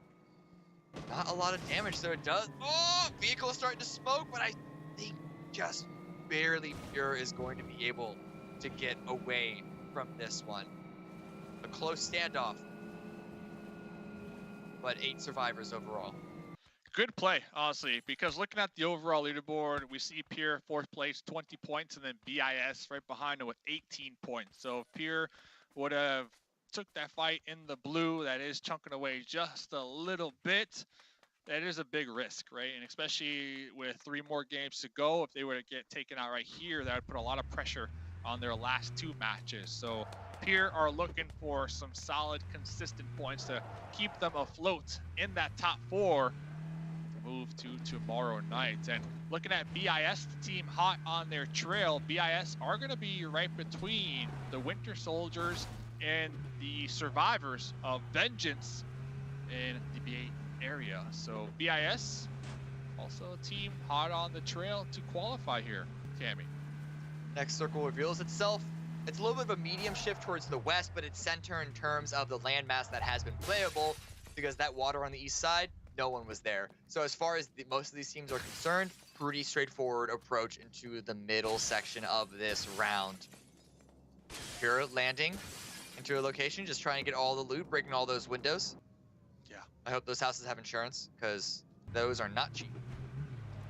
They do have a lot of drone crates too, Pure. So there's a couple options. They can call in some custom kits to upgrade their weapons. They can call in a red flare, get a crate weapon, maybe even a deployable shield to utilize in that late game here. We really haven't been seeing the green flares be utilized here tonight. I think we saw maybe 2 popped. What, game 2 1? or 3? Not many though. Not many. Kind of surprising here. I think it's due to the fact that a lot of these teams just aren't taking early fights here. They're not taking early fights. Everybody is kind of surviving to that mid to late game. And once when you get to that mid game, the circle's so small that calling in a green flare, that's almost like giving away a point for free. Yeah. It's a big risk. So I definitely get it. I understand. Well, speaking of green flares, Crown is being brought back in by Vengeance. We'll see if M249 Sleep can't get a couple of their teammates back into this, but Burn in silence. Another team that, well, I mean, there's only 8 teams here, so of course we're going to be mentioning all of them, but definitely Burning Science is one that we're looking at right now. Currently sitting at 5th place on the leaderboard, just barely behind Pure. They're in a good position in the circle, a little bit towards the north of this sort of center cluster. But I'm going to be focusing on Violent by Nature. We don't see this often in the current meta of New State, but yeah, they're in a split. They're trying to take multiple angles of control. Oh no, Sleep! Caught out driving, and that's going to be M249 taken out. Listen, they have 55 points. They're good. But this means that for the teams that are chasing, the other teams trying to make their way into the top 4, more points available. M249 are not going to be taking any more for themselves, at least this round. Jedi trying to get some shots out there in the distance. Yeah, M249 getting taken out early here. That's definitely going to open up this match to Wartime, who are looking to qualify to tomorrow night. We can see Wartime currently in that 3rd place spot, but not by much. And with Jedi just kind of pre-firing out there in the smokes with the Scar, Wartime trying to avoid the bullets, the 5-5 in. It's hard. What's hard? Avoiding these bullets. Because Violent by Nature, because of this 2-2 split, they have so many different angles, and they are really just tearing Wartime apart. 2 members are already knocked. One of them did get revived, but King A is bleeding out, just hoping. Okay, it looks like all 4, but wait a second. Yeah, what is this by Violent by Nature? Are they sending a player out? Are they trying to go aggressive onto this? Looks yeah, like they are. Yes, they are. The roles have turned. Usually this is something that Wartime would utilize, but Kodo with the answer right there. Looking to get some respect on the Wartime name out here on the aggression from Violent by Nature. Now, Violent by Nature, they have some points to work with, so they can definitely risk the fact of getting taken out right here and really bumping Wartime down, but looks like Peel getting taken out right there, and Thurston not going to help the cause. Yeah. Maybe they can revive him back. But as you were talking about, even in the mid game, getting a revive in the center of the circle is sort of just the alarm bells for the dinner bell, rather, for everyone on the outskirts, on every single angle, to be shooting on the player, trying to join back up. So that could be a little risky and could just be honestly giving another point for teams that are chasing up. Pure right now coming in from Factory. Zone is about to close. They're just continuing their loot. Not really a position of control, but a position on the edge is a spot that a lot of teams intentionally elect to play. Center isn't the only position that is considered strong. On the edge, sometimes you're given even more opportunities to make the plays, sweep around the sides, and get a lot of kills. When you have high kill games, it's usually from the edge that we see it happen. That jacket too. Yeah, high kill game. They got the Winter Soldiers not too far for them, so once when they're done looting, they might utilize that vehicle, do some scouting wrap around the north side, and definitely run into the Winter Soldiers. And that looks like that's exactly what King might be doing. Besides that, everybody just kind of waiting to see where the next circle goes. So, yeah, Violent by Nature, kind of a misplay right there. They got really aggressive. They had a 2-2 split going on just a couple of moments ago, but they did set Peel to kind of take that fight down there, not really working in their favor. And they're in a prime gatekeep position right now, Cammy. Yeah. But with one less player to work with, we'll see if they want to, how exactly they want to arrange their tools. You can see them grouping up, at least sending one player over to join with no honor. Jedi's gonna be grouping up. Cinders is still on the edge, but this shift towards the west, very few teams had a position inside this circle. So we could see some big wraps here. Some Vengeance as well as Wartime here on the south side. And TVF are also in this area. They're just going to be diving in straight. They're diving in straight towards Violent by Nature's position. They're just going to straight up take this compound. They know that they're a wounded team. They know that they're in a split. But with no honor, he is not giving up without a fight. Already one knock, forced to fall back inside the building before he gets taken out in a trade of his own. But swinging out the side, takes a lot of damage, and oh, might have been a bit too risky. Thought he had the Kira there. Thought he was able to realign his crosshairs, but it looks like he is going to be taken out. Revive coming in, and oh no, the last pair of Violent by Nature, they want this fight. They're committing in onto this, but this is a bit too much for them to ask for. It's up to Cinders. Last one alive, dead. Yeah. dead. Done.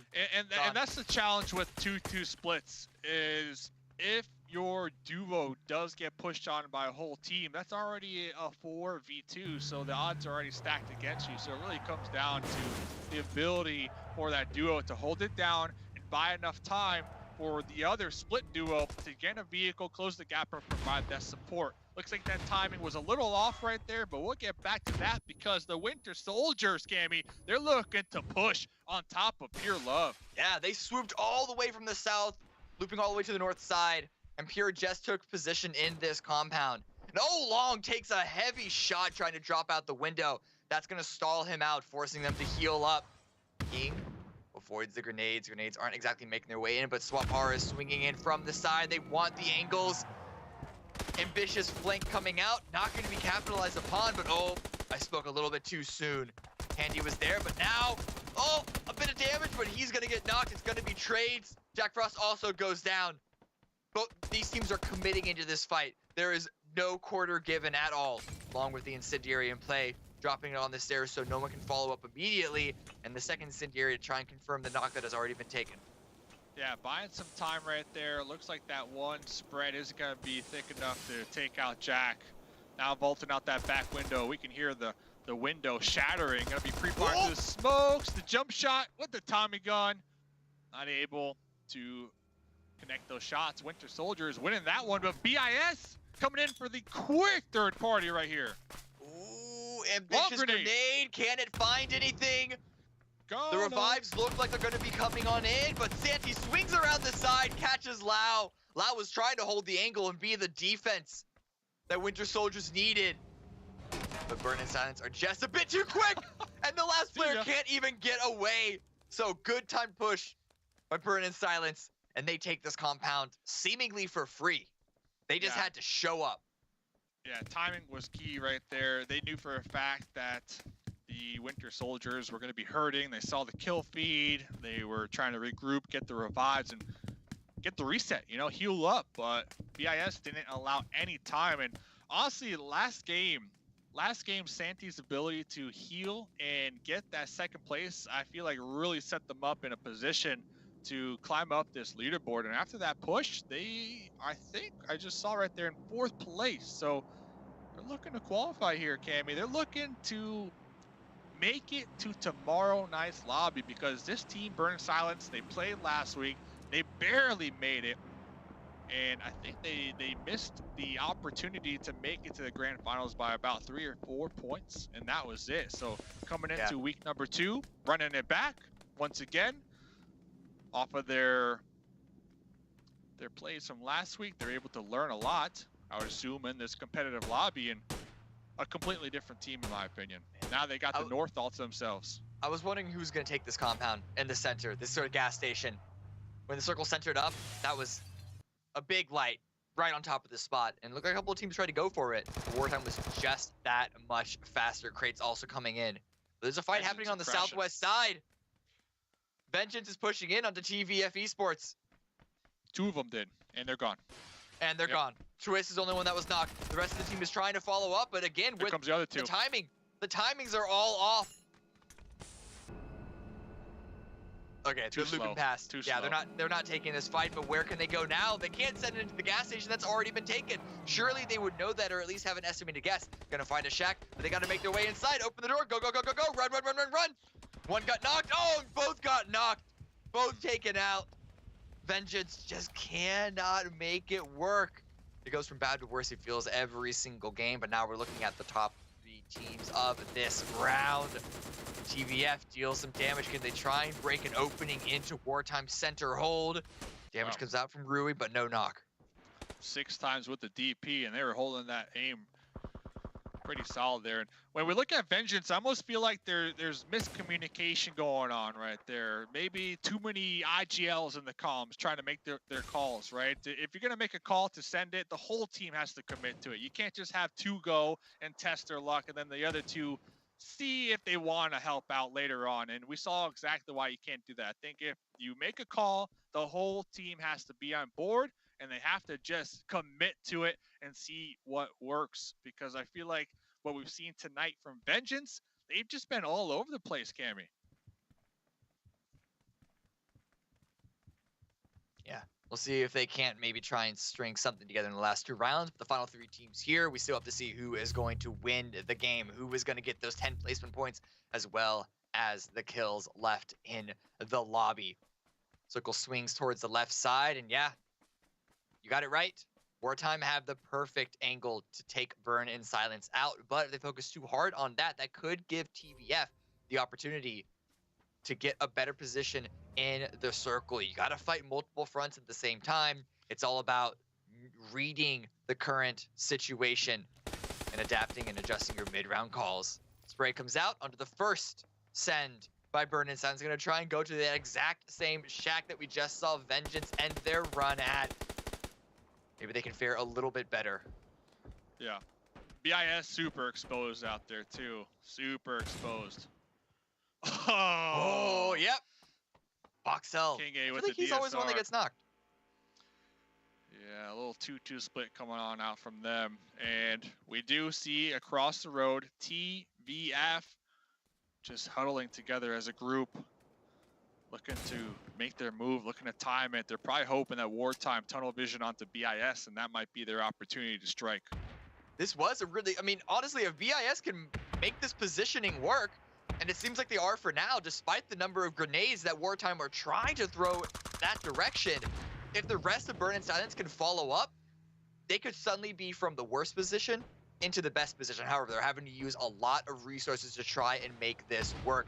More vehicles, however, that's just more cover, baby, to try and work with. Voxel got picked up, and he's the last one to rotate on in. And at Wartime are realizing, wait a second, now our position is heavily compromised because we have an open field between us and the center of the zone. And phase 7, that's a small phase. It's a tiny, tiny, itty bitty tiny phase. Yeah, and BIS were able to just pile their vehicles on top of each other. So if BIS get this next circle, they have some hard cover to work with, and I believe they popped a couple deployable shields as well. So the table's definitely turning on Wartime, who had the clear advantage to gatekeep BIS, and the next circle does go up. It's to the south. Ooh, a knock there onto Kinga. And Guapolo is trying to finish that knock, trying to confirm that elimination, but the angle is there for the trade. It's Carter's going to be taking them down. And as you said, TVF, they have the next zone, they have the next circle. They need to make sure to try and stabilize their positioning here. However, they have a couple of shields. Really not much else. The one thing in their favor is that both these teams on the north side, Wartime and Burn and Silence, are going to have to essentially fight each other to then go up against the remaining players of TVF Esports. Smokes at the ready. Wartime already pushing out into the road. The blue is forcing them to move this way, and the sprays are coming on in, but it looks like it's going to be, trades back and forth. No one team in a big advantage here. Smart play from Wartime.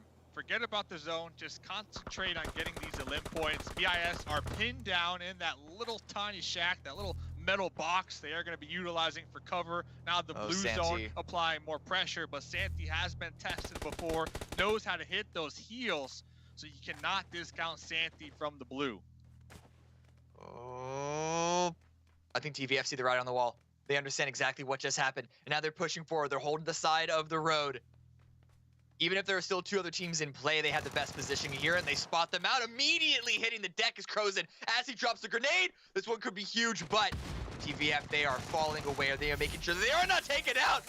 And Copy 2 gets an immediate spray down with his teammate's support, and that is going to be a victory for TVF Esports. Wartime get the 2nd place. Santi from Burn and Silence was not able to out-heal in the blue, but it was very, very close.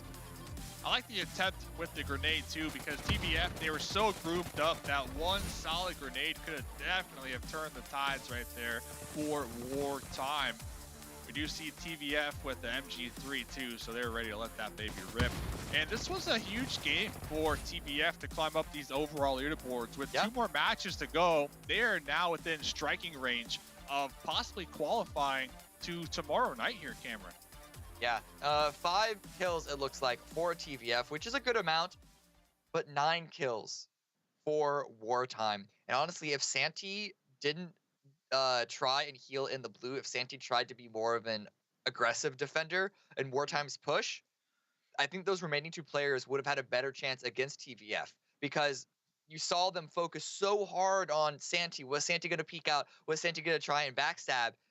That then when they focus on TVF with the grenade that was thrown, it was hardly cooked at all. And I think a better cooked grenade catching TVF off guard could have been the real deciding factor there. TVF still would have had the advantage. There is no doubt about that. They had all 4 members still remaining, but it's those small things. It's the domino effect, the butterfly effect of how one team makes a decision, and then moments later, even minutes later, it can then go on and affect a different team that were not involved with that engagement to begin with. Well, talking about minutes later, in a couple minutes, we'll get to see the beautiful faces of Matchroom and Toffees. Don't go anywhere.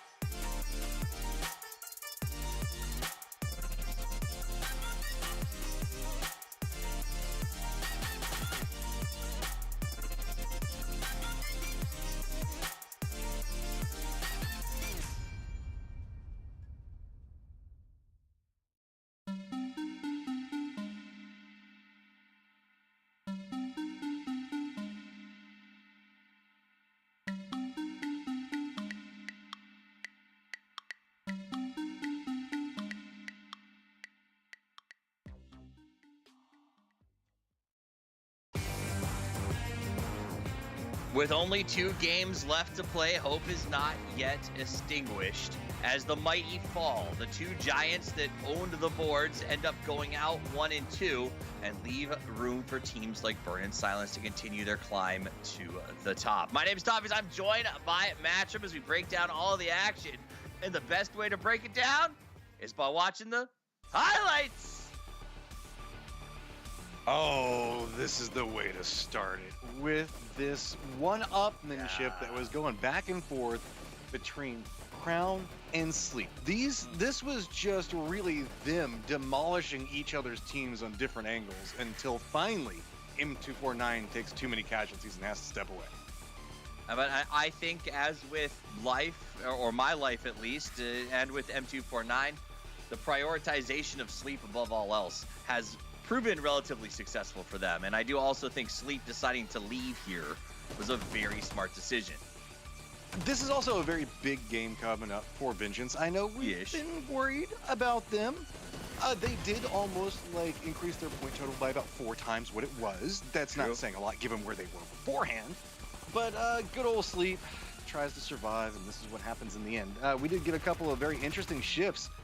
But really, it's going to be coming down to this house in just a second, because we just had a lot of send-it moments into a compound where everybody was fighting it out. Actually, we're going to jump right into the end game of this one. And I do have to say, I really love the way that TVF played this one. They did a great job of having control over their areas and just cleaned it up very efficiently around this position. Yeah, the issue I have with situations like this, though, is that, if you start slow, it means that you can't sort of win by attrition and end up in the top 4, because TVF got the chicken dinner on that game, and they're still only at 26 points in 4th place, as M249, BBN, Wartime, and Burn and Silence are in the past position. Also, worth noting very quickly, Vengeance had goose eggs coming into this one. So the fact that they picked up 9 points in essentially 1 game compared to the fact that 4th place, Burn and Silence, has 29 over the course of 4 games, does mean that technically, with the last 2 to play, teams like Vengeance could still make a run at it. But it's not just these standings. We also have another group playing at the same time. They have just wrapped up their 3rd game, so these are the scores after 3 for what's going on over there. And I gotta be honest, Matchup, I am excited to see the Panthers in the top. We saw moments of brilliance from them last week, and to see them thriving over there is exciting. Yeah, but your local tennis club in last. My heart was with them. Look at the personality they're showing just with their name alone. But it's not a shock. Local tennis clubs everywhere are failing. Oh, this is true. It's just the sign of the times right now. But you are correct, Toffees. Panthers, Strangers, whenever we're looking at the Seals, these are teams that we know that have been reoccurring in here.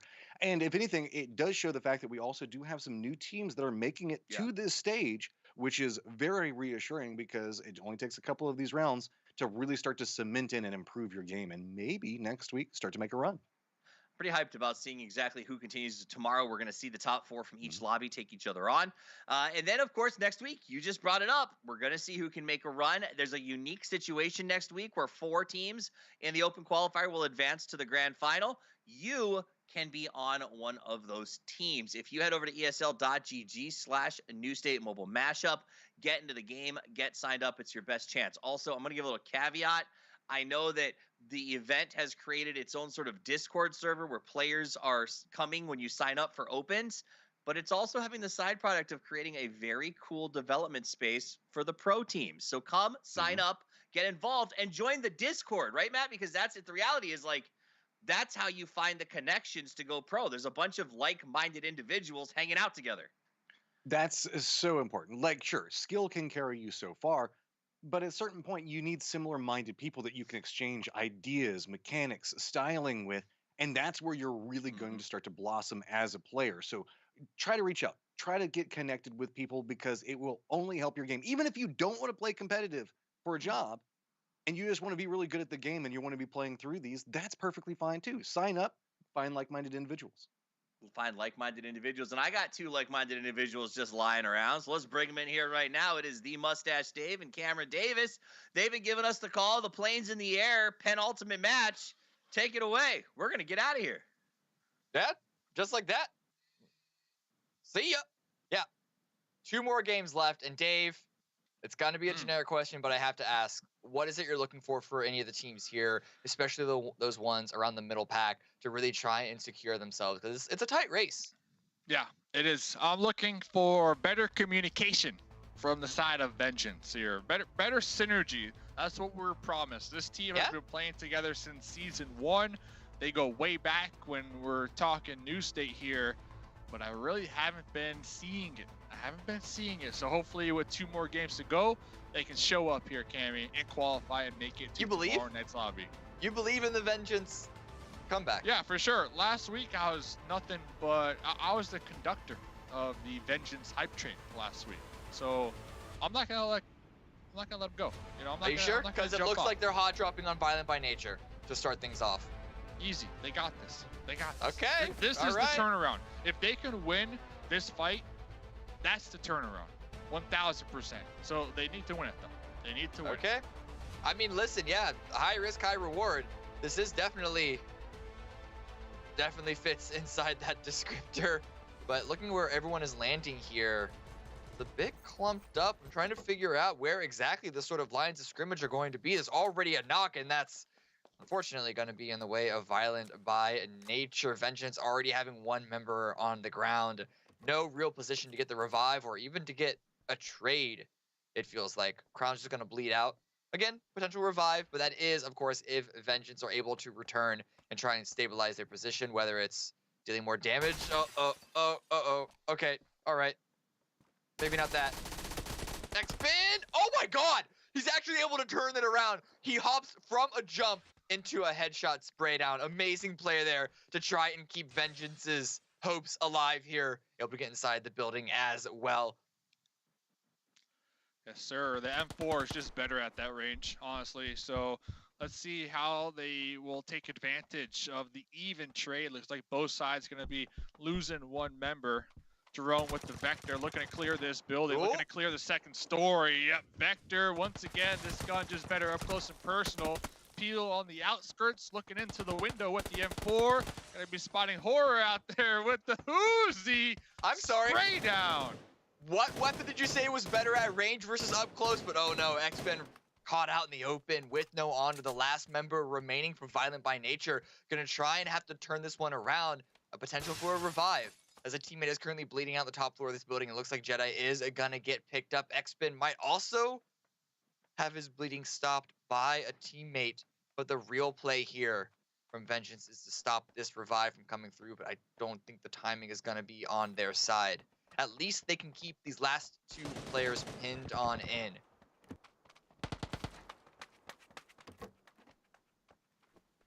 Checking out the side, dropping down. The second floor, and now Jerome caught off guard, or at least they thought so. Gonna be chasing, but does he know that there's another player in his floor with them? How does he get that? How does he get that shot dropping from the ceiling? And now Jedi, once again, the last player remaining. What heroics can come out of this 1 player? Good damage to start things off. No heals, no grenades, nothing. Oh! Done. There it is. Horror finds the angle. It looked very, very bad at the start for Vengeance. And listen, they took a couple of licks. 2 of their members have been taken out.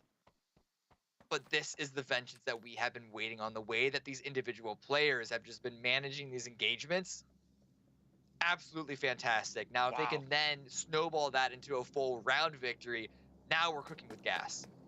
Yeah, that was a much needed victory for Vengeance. A small victory, sure, but a big one when we're talking leaderboards, right? When we're talking momentum, when we're talking confidence. When we're talking confidence, because if they would have gotten wiped out right there, I guarantee you that next match, they wouldn't have been able to do much. So Vengeance, we can see on the overall leaderboards, 4 elim points so far. They should have enough drone credits in Mesa to get a green flare, at least a green flare. 1,200 drone credits is all it takes here. And get a teammate back in the game. And hopefully just use that momentum and that confidence from that last team fight and let it snowball, right? Let it snowball here. And hopefully, best case scenario, and we see the scores. They need a chicken. Like, Yeah. they need a chicken. Desperately. There's no doubt about it. And I guess to answer your question, MP5K versus M4 long range, definitely the M4 is better at long range, Cammy. I don't know. Okay, listen. We saw an Uzi. 1000%. There's no argument. There's no argument that the M4 is not better at long range than MP5K. Relax. Relax. All right. Relax, All right. man. All right. Let me have it. Roll it. Okay, look back on the tape and you'll see what I'm talking about. But either way, looking forward into the rest of this game. I mean, you know, an advantage doesn't mean a guarantee. Oh, Crown's coming is, back. I guess, the main Crown's point. coming But back, by the way. Yep. So already cool. one player being Love brought it. back in, so it's going to be up to 3. And then hopefully if they play the cards right, they can make it 4. But looking here at wartime, good position around Vermont. The circle, a little bit towards the east, actually pretty far towards the east from that initial circle. And so a couple of teams that are on the west side, looking at Pure Love as well as Burn Ooh. in Silence, A second one. having to make their Whole rotation team. in, as well as TVF. But yeah, this is the whole team coming up, and this is really good timing because everyone else is busy rotating. It's going to be difficult for them, or at least unlikely for them, to be in a position to try and punish the new parachuting respawned players. So huge right there to be able to win the fight, get 4 elim points, and then not only that, but call back both of your teammates who got taken out here. That is so big for them. Hopefully they could quickly drop down. Hopefully they can get into a vehicle and move out of Mesa. You know, because there's still some areas on the map, of course, we can see from above, but Bay Area, nobody looted there, so they might have been able to recognize that on the plane drop with the parachutes. Ooh. Hopefully they can get some vehicles and rotate in that general area, because if they stay in Mesa, other teams might look to rotate near Mesa because it is off center right now. Foxhell, you imagine you would have been able to hit maybe one more shot onto that player caught out in the middle of the road. Unfortunately, not going to be able to make it work. So many possibilities for them to just get crashed on and miss up. It's a strong spot here in this zone. So hopefully for Vengeance's sake, their 2 players were able to pick up some type of weapon just in case they have to defend here. Ooh, the next circle goes up. Yes, unfortunate for Vengeance. I hope they have a game plan. It's not just them. There are a number of teams that still need to make their way into the circle. Wartime with the best position right now. You saw that they were already in their vehicles getting ready to move no matter where it was. And they pull back the second that the circle revealed itself, moving just past Pure as well as Burn in Silence. They're going back towards Vermont, be able to post up there, avoiding where a lot of the traffic that they know is going to be coming from the north and a little bit of that west side. See where M249, they're currently rotating in. Vengeance is going to have to rotate. They could be driving directly into that squad. Yeah, the thing is, Vengeance, they haven't really been looking good tonight with their rotations. Their rotations have been really sloppy and unorganized compared to M249. That is my fear. Yes, they did get the small victory off of that hot drop, but can they pull it together here and try to come back on the overall leaderboard?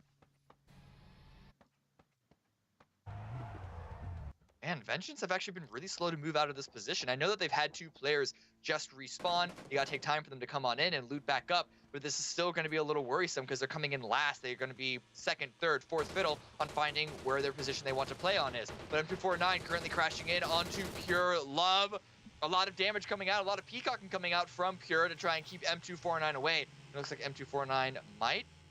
Are they surrounding Pure, or are they just driving past? It looks like they are just driving past, but there's one player that has stalled out just a little bit.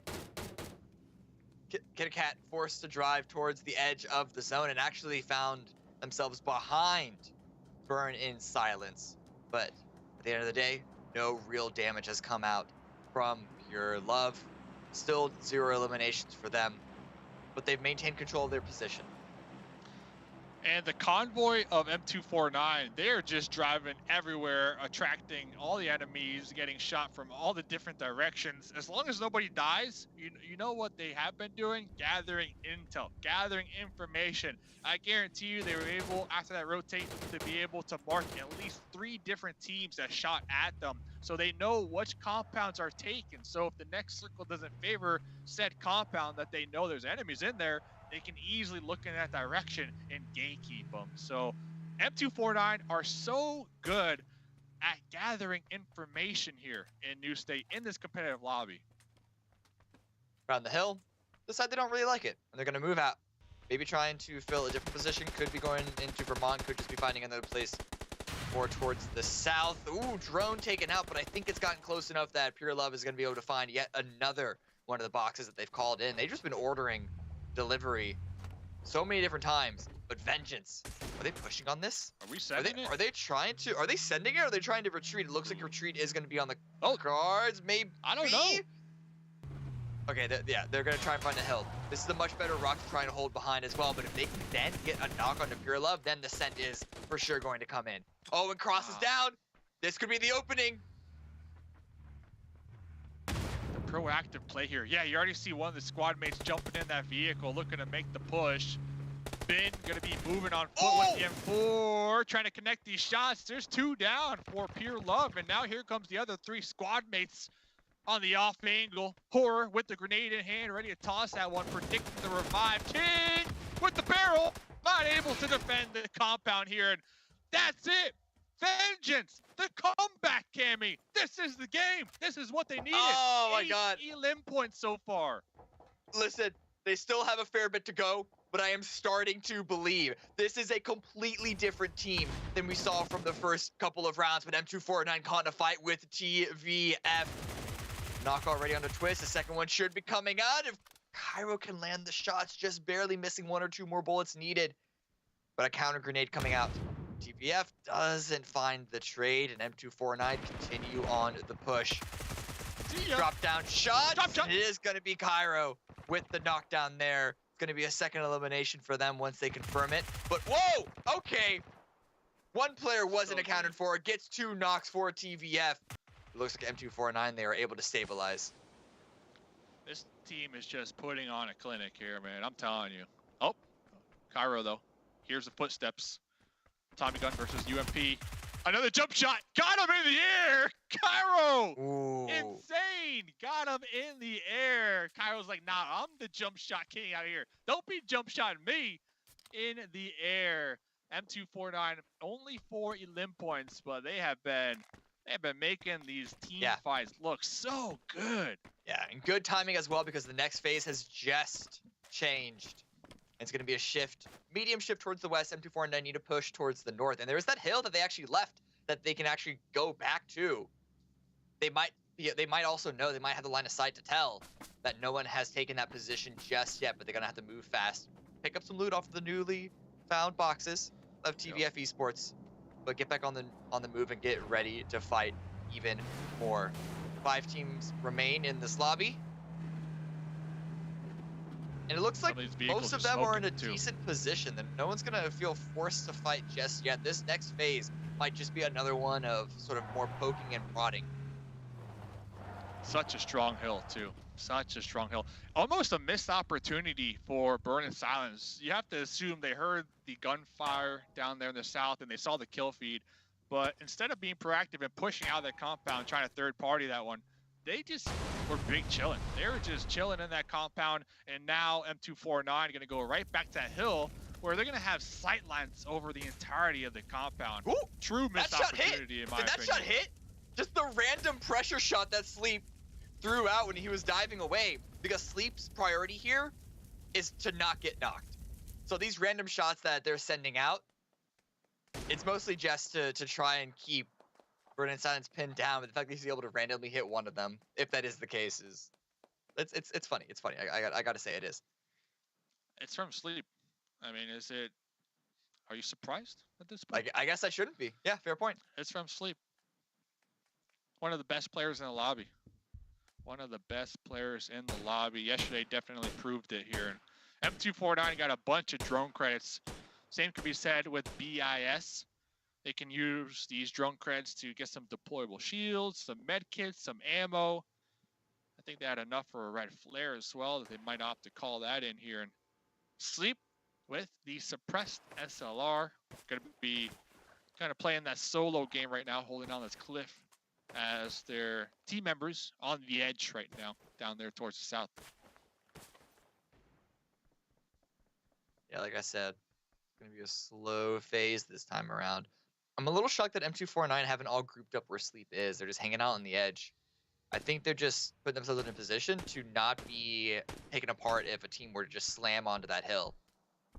And while these teams, you know, in these lobbies, the further we go into each of these weekends, the more familiar they do get with each other. This is still the early days of a competitive scene. And so the meta is still establishing itself while they play things out. So an element of safety is definitely one. Conservative play is definitely one to be favored, at least in these early stages. Well, like for a second, Sleep was taking a nap up here, waiting for their teammates to group up, get a cat with the AWM. So when we're talking long-range fights, they are ready. They are prepared. A bunch of drones getting called in too. Oh man, M249 are preparing right now, Cammy. Ooh, I was waiting for that to happen. I was waiting for Sleep to get got because while they were taking a lot of fire on the crossing members of Burn in Silence, there was that one lone player holding the window from the south warehouse. But the rest of M249, or at least one more member, Kittycat, putting this position into a 2-2 split for M249. Going to be taking advantage of the drones that you mentioned were being called in, get their resources packed to the brim with whatever they can find. A Burn in Silence, they're, you know, trying to do the same. They're trying to get some pressure on teams around them. But in these last few moments, with the next phase just about to reveal, it's a waiting game, and hardship to the southeast. M249 are loving this. Disgusting. So BIS, they know that Vengeance are in that compound to the north because they've been taking shots, trading blows back and forth. And obviously they know that there's some enemies on that hill right ahead of them. So I'm really curious to see what BIS opt to do here. Not sure what their vehicles look like.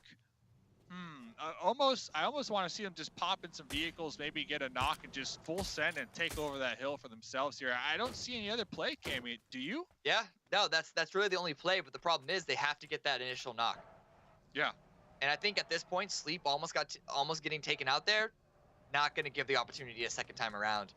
So Burning Silence might just have to make that send dry. They're already getting in their vehicles. One vehicle has already made its way out of the compound. Sweeping in from the south side. They also could be using this angle to circumvent that hill and try and take a position on the far east edge here. It's a dangerous rotation though, because M249's angle is going to be sending shots their way. No real connection so far, just chip damage at the moment, and it looks like this rotation is going to work out. Wow. They're still getting shot, getting peppered, but vehicles are still in good condition, and even if the vehicle blows up, it doesn't instantly take out the driver and passenger. You get knocked out.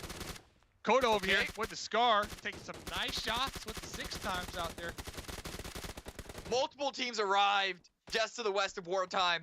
It's a fight between Vengeance and Winter Soldiers. And there's a lot of bleeding bodies on the ground. But I think Vengeance, they've made their way into the shack. They can get the revives, but X-Bid gotta get inside the angle. In the smoke. Someone has the angle. Someone's trying to capitalize on this. That could even be M249 or even Winter Soldiers for all we know. Oh man, Vengeance, they had such a strong early game, such a solid early game, but it might just now be falling apart. Wartime, though, they are taking shots on multiple angles. It is not just to the west. They're also dealing damage to Burning and Silence, who arrived to their south. Not letting them be comfortable on that ridge. Yeah, Vengeance need to make sure to take out Winter Soldiers out there to the north of them to even have the opportunity to continue to survive in that shack right now. They're just piled up in that shack. One doorway is going to be exposed to the elements and to the angles from both Wartime. All 3 members. Oh, now down to 2 because they have been getting traded on. Not worth. Not worth. Don't go for it. Do not go for it. You cannot get that revive. The Blue Hood's getting too much damage, and you'll be delaying your own movement. So that's a really bad development here for Wartime, but a good shift. Yeah, exactly. M249 on a hill too. On a hill. Hey, all the lines of sight. They can pick up a bunch of kills here. We'll see how much they can manage, because a lot of times in positions like this, the kills generally get spread by the teams that are in the worst position, and there's only scraps left for the winning team. We'll see exactly how it develops here as another spray from Cryo. Can't find the knock. Blow up the vehicle. If I'm Cryo, I'm looking to blow up that vehicle. Does just that. it might even have the potential to lock them in, depending on how Yeah, close maybe. that vehicle is to the doorway. And it looks like the other duo on the opposite end from M249 on the cliff trying to pop some tires as well. Eliminate any opportunity for the enemies to pull on in. And talk about pulling on in, Wartime, they're trying to wrap in front of Vengeance. Yeah, this is the play. This is the only play, but where can they go? M249 have the high ground over any... This is like the Lion King. Everything the light touches is your kingdom. But the damage isn't actually there. The fact that Wartime were able to make it to the rock is amazing, but we'll see if Vengeance can't have the angle from the north side. They're still in the process of stabilizing their own position, but it's a big, giant firefight in the middle of all of this. Smokes everywhere, gunshots everywhere. Ooh, Crown has the P90. And remember what I said for Vengeance. Give Crown the P90, they win the game. So let's see if Crown can clutch it out. It is going to be a challenge with a whole squad. M249 looking over the whole battlefield here, Cameron. Crown pushing forward, driving directly into Wartime, directly into the smoke, wants to take the territory that they have set up for themselves. But unfortunately not going to be able to make it work. Jason had the knock, and now it's just Drone left in the blue. Nothing left to do but die. And now we're looking at only 3 teams remaining. Vengeance's run does get cut short. And it's just the M249 show. Once again, this high ground position, the smokes, yeah, they're delaying it, but they're delaying the inevitable. Grenade, that's a long grenade from Jason. The whole team is just tossing some grenades, hoping for the bounce. It did said, oh, Cairo. Oh, he wants these Cairo points. He wants these kills. Even with Santi on the opposite side, there is no fear here. And knowing Santi, I think he'll be okay with this. He's fine, just waiting it out, getting that second place. The revive is coming through in the smoke, though, but oh, it does get stalled. It does get stopped. And now M249, they know it's just them versus one last player. Santi, they know where he is. Where else can he be but in the smoke? What can you do? He's waiting for the surround. The pin! The pan! They're trying to go for the pan kill! Santi does get one. Oh. Oh no, they are really trying to go for the disrespect here, but this could be the pro! Santi might win this! They are actively throwing this game by trying to be cheeky. He is confirming the elimination. He is guaranteeing those points, and he is making it a 1 versus 1. Sleep has out the advantage. But he is not continuing to swing.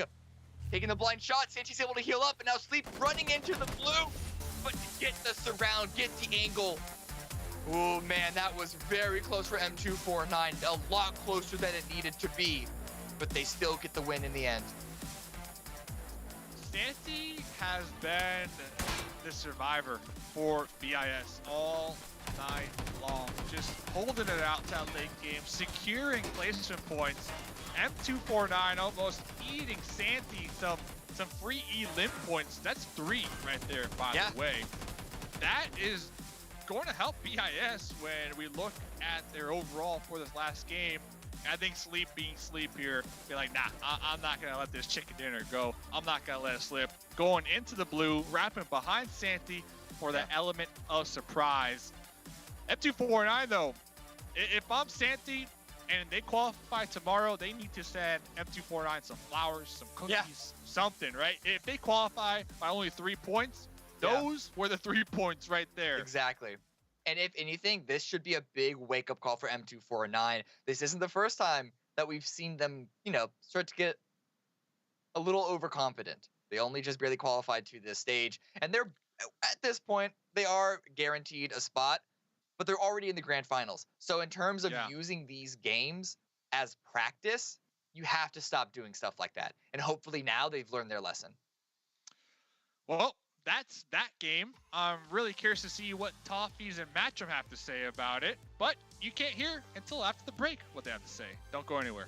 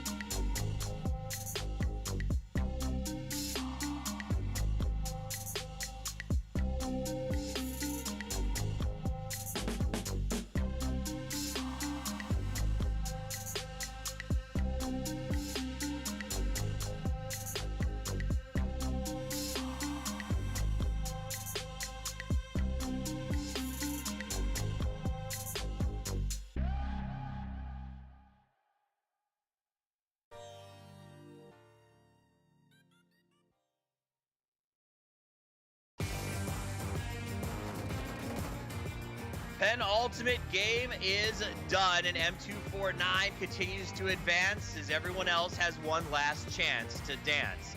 This is the story. M249 has won 3 out of 5 matches. Can anyone stop the juggernaut? We'll find out as the last game looms large. My name is Toffees. I'm joined by Matchroom, and it's time for the highlights. Oh, where do we even start? Because there is so much to break down inside this one. I do like the fact that we're seeing Vengeance try to be very aggressive off the go. They know that they need to make up points. And time and time again, we're going to see the Batman drop happen inside of this game, and I love it. But tell me more about the Batman drop. That's whenever you drop down like Batman. You know, like whenever he has the cape that comes down behind him and you just spray as you go. Yeah. You say Batman, I think Twilight, vampires, bats. It's all the same nowadays anyway. Actually, Ben, getting a night. It's doubly appropriate because now he has vengeance. Right? Oh, Kairos, see, he does it too. Oh, but this is the best part. Are we going to get the follow-up where Kairos just brings this? And then, yes, Pal's like, I've got an idea. I'm going to try to do it too. And Kairos says, no, you're not. Right? You can't beat the best. You can't beat the best. I think Hector and Achilles realized that long ago, and we just rediscovered it here again. Kairos up on the high ground. M249 from this spot is like, this is an atrociously good position in this circle, man. I can't even with this.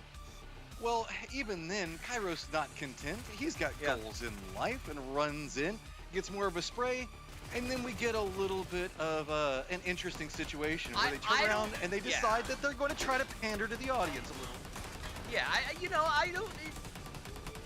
How do you feel about it? I don't know. I mean, it's 3 extra kills. It's just tough because, like, what if a team doesn't make it based on 3 points? Before this. That's a great action. Also, they didn't throw fully. I mean, you see the M249. They tried. The pans don't work out. But you know who's always looking for the win? Sleep, dude. He never stops. There's no nap in this kid. You gotta like this. Goes out into the blue, flanks behind it, and just catches him unaware. And it just cleanly played, time and time again. 80 points for M249 fan club.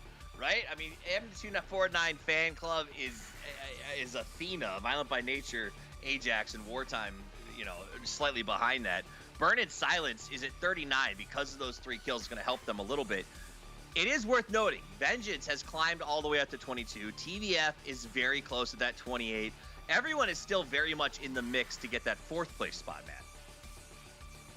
Yeah, it's getting harder, though. Burn in Silence with their present point total feeling pretty good, especially whenever you've got team and players like Kairos, who's just running around being a god amongst men right now. Yeah. You know what? I'll say this. Kairos definitely is. Sleep also a god among men. And if you think that you have what it takes to be a god among men, then prove it. In fact, it's the best time ever to prove it because New State Mobile has just kicked off the Beat My Best giveaway. The idea is simple. Post your best end of match results, tag your friends so that they see it, and post your best scores. When Sanity has already gotten in on the action, he's posted a 12-kill game.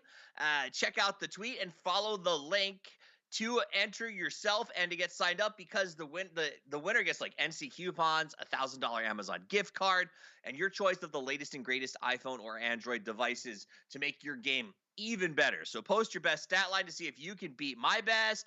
Maybe you can beat Dave's best. I know for sure you can beat Cam's best. And I know, maybe I call look at this. You want to prove otherwise? Mine too. Link the score. I got boomer hands. That's true. We're all pretty bad. Only Dave is Platinum 1, right, Dave? Platinum 1, baby. Yo, I got a screenshot. 19. Was that Win with only 12? Like, 12. Win plays all day and night. Oh, my God. Come on, Win. Only 12, dude. What was that damage, by the way?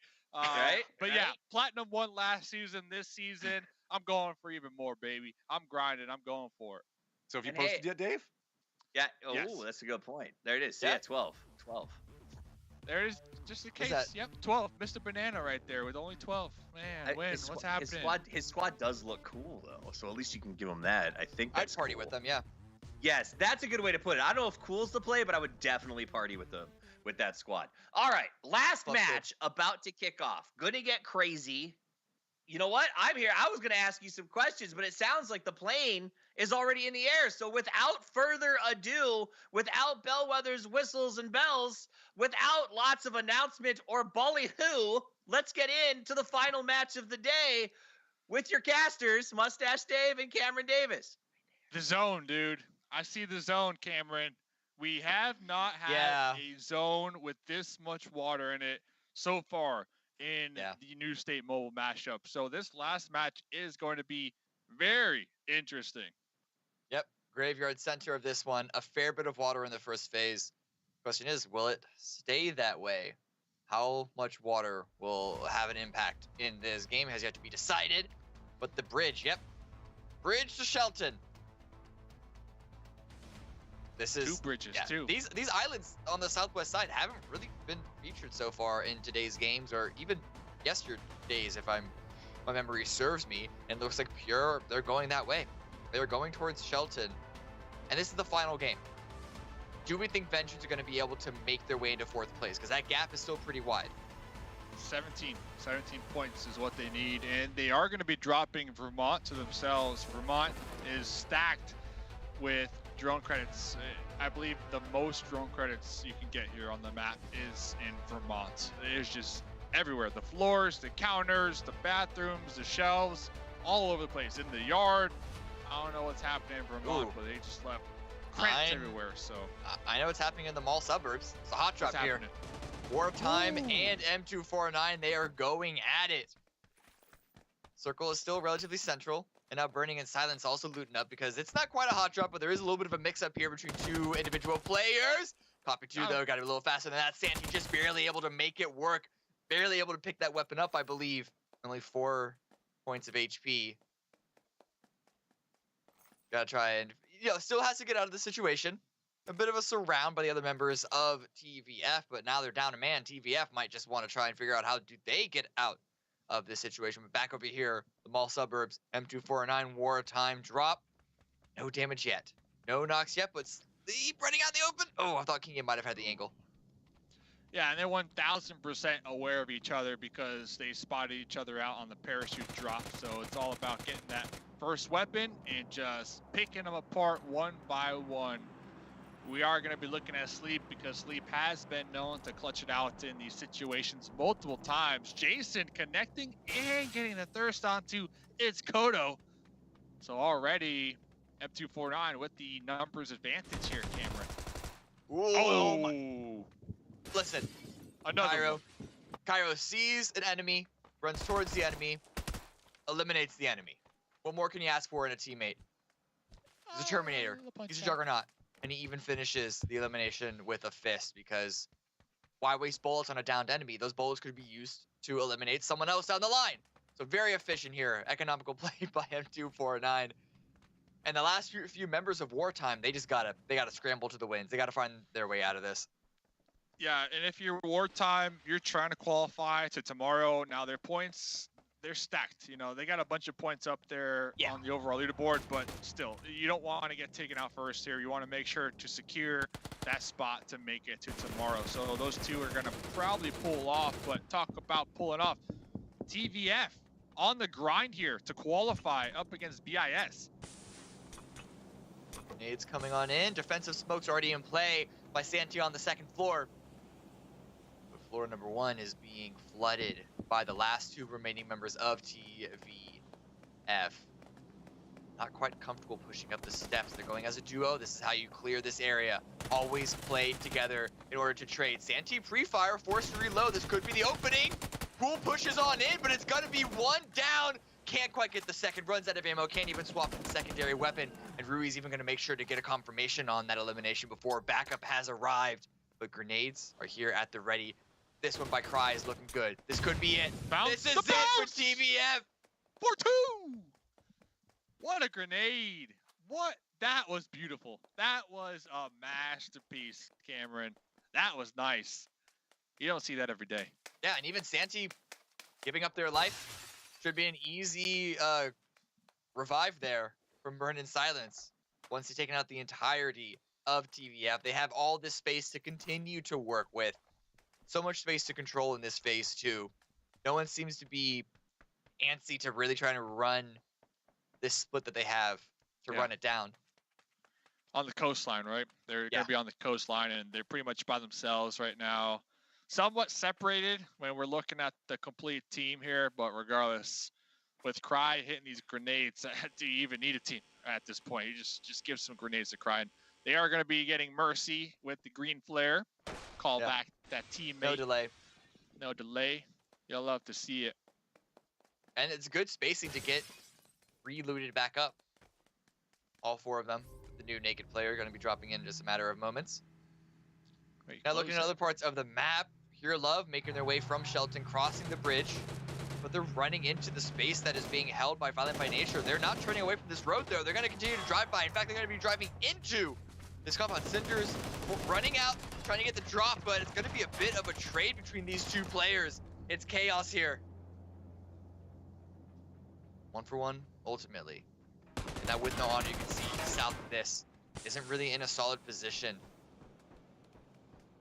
Can't find the angles.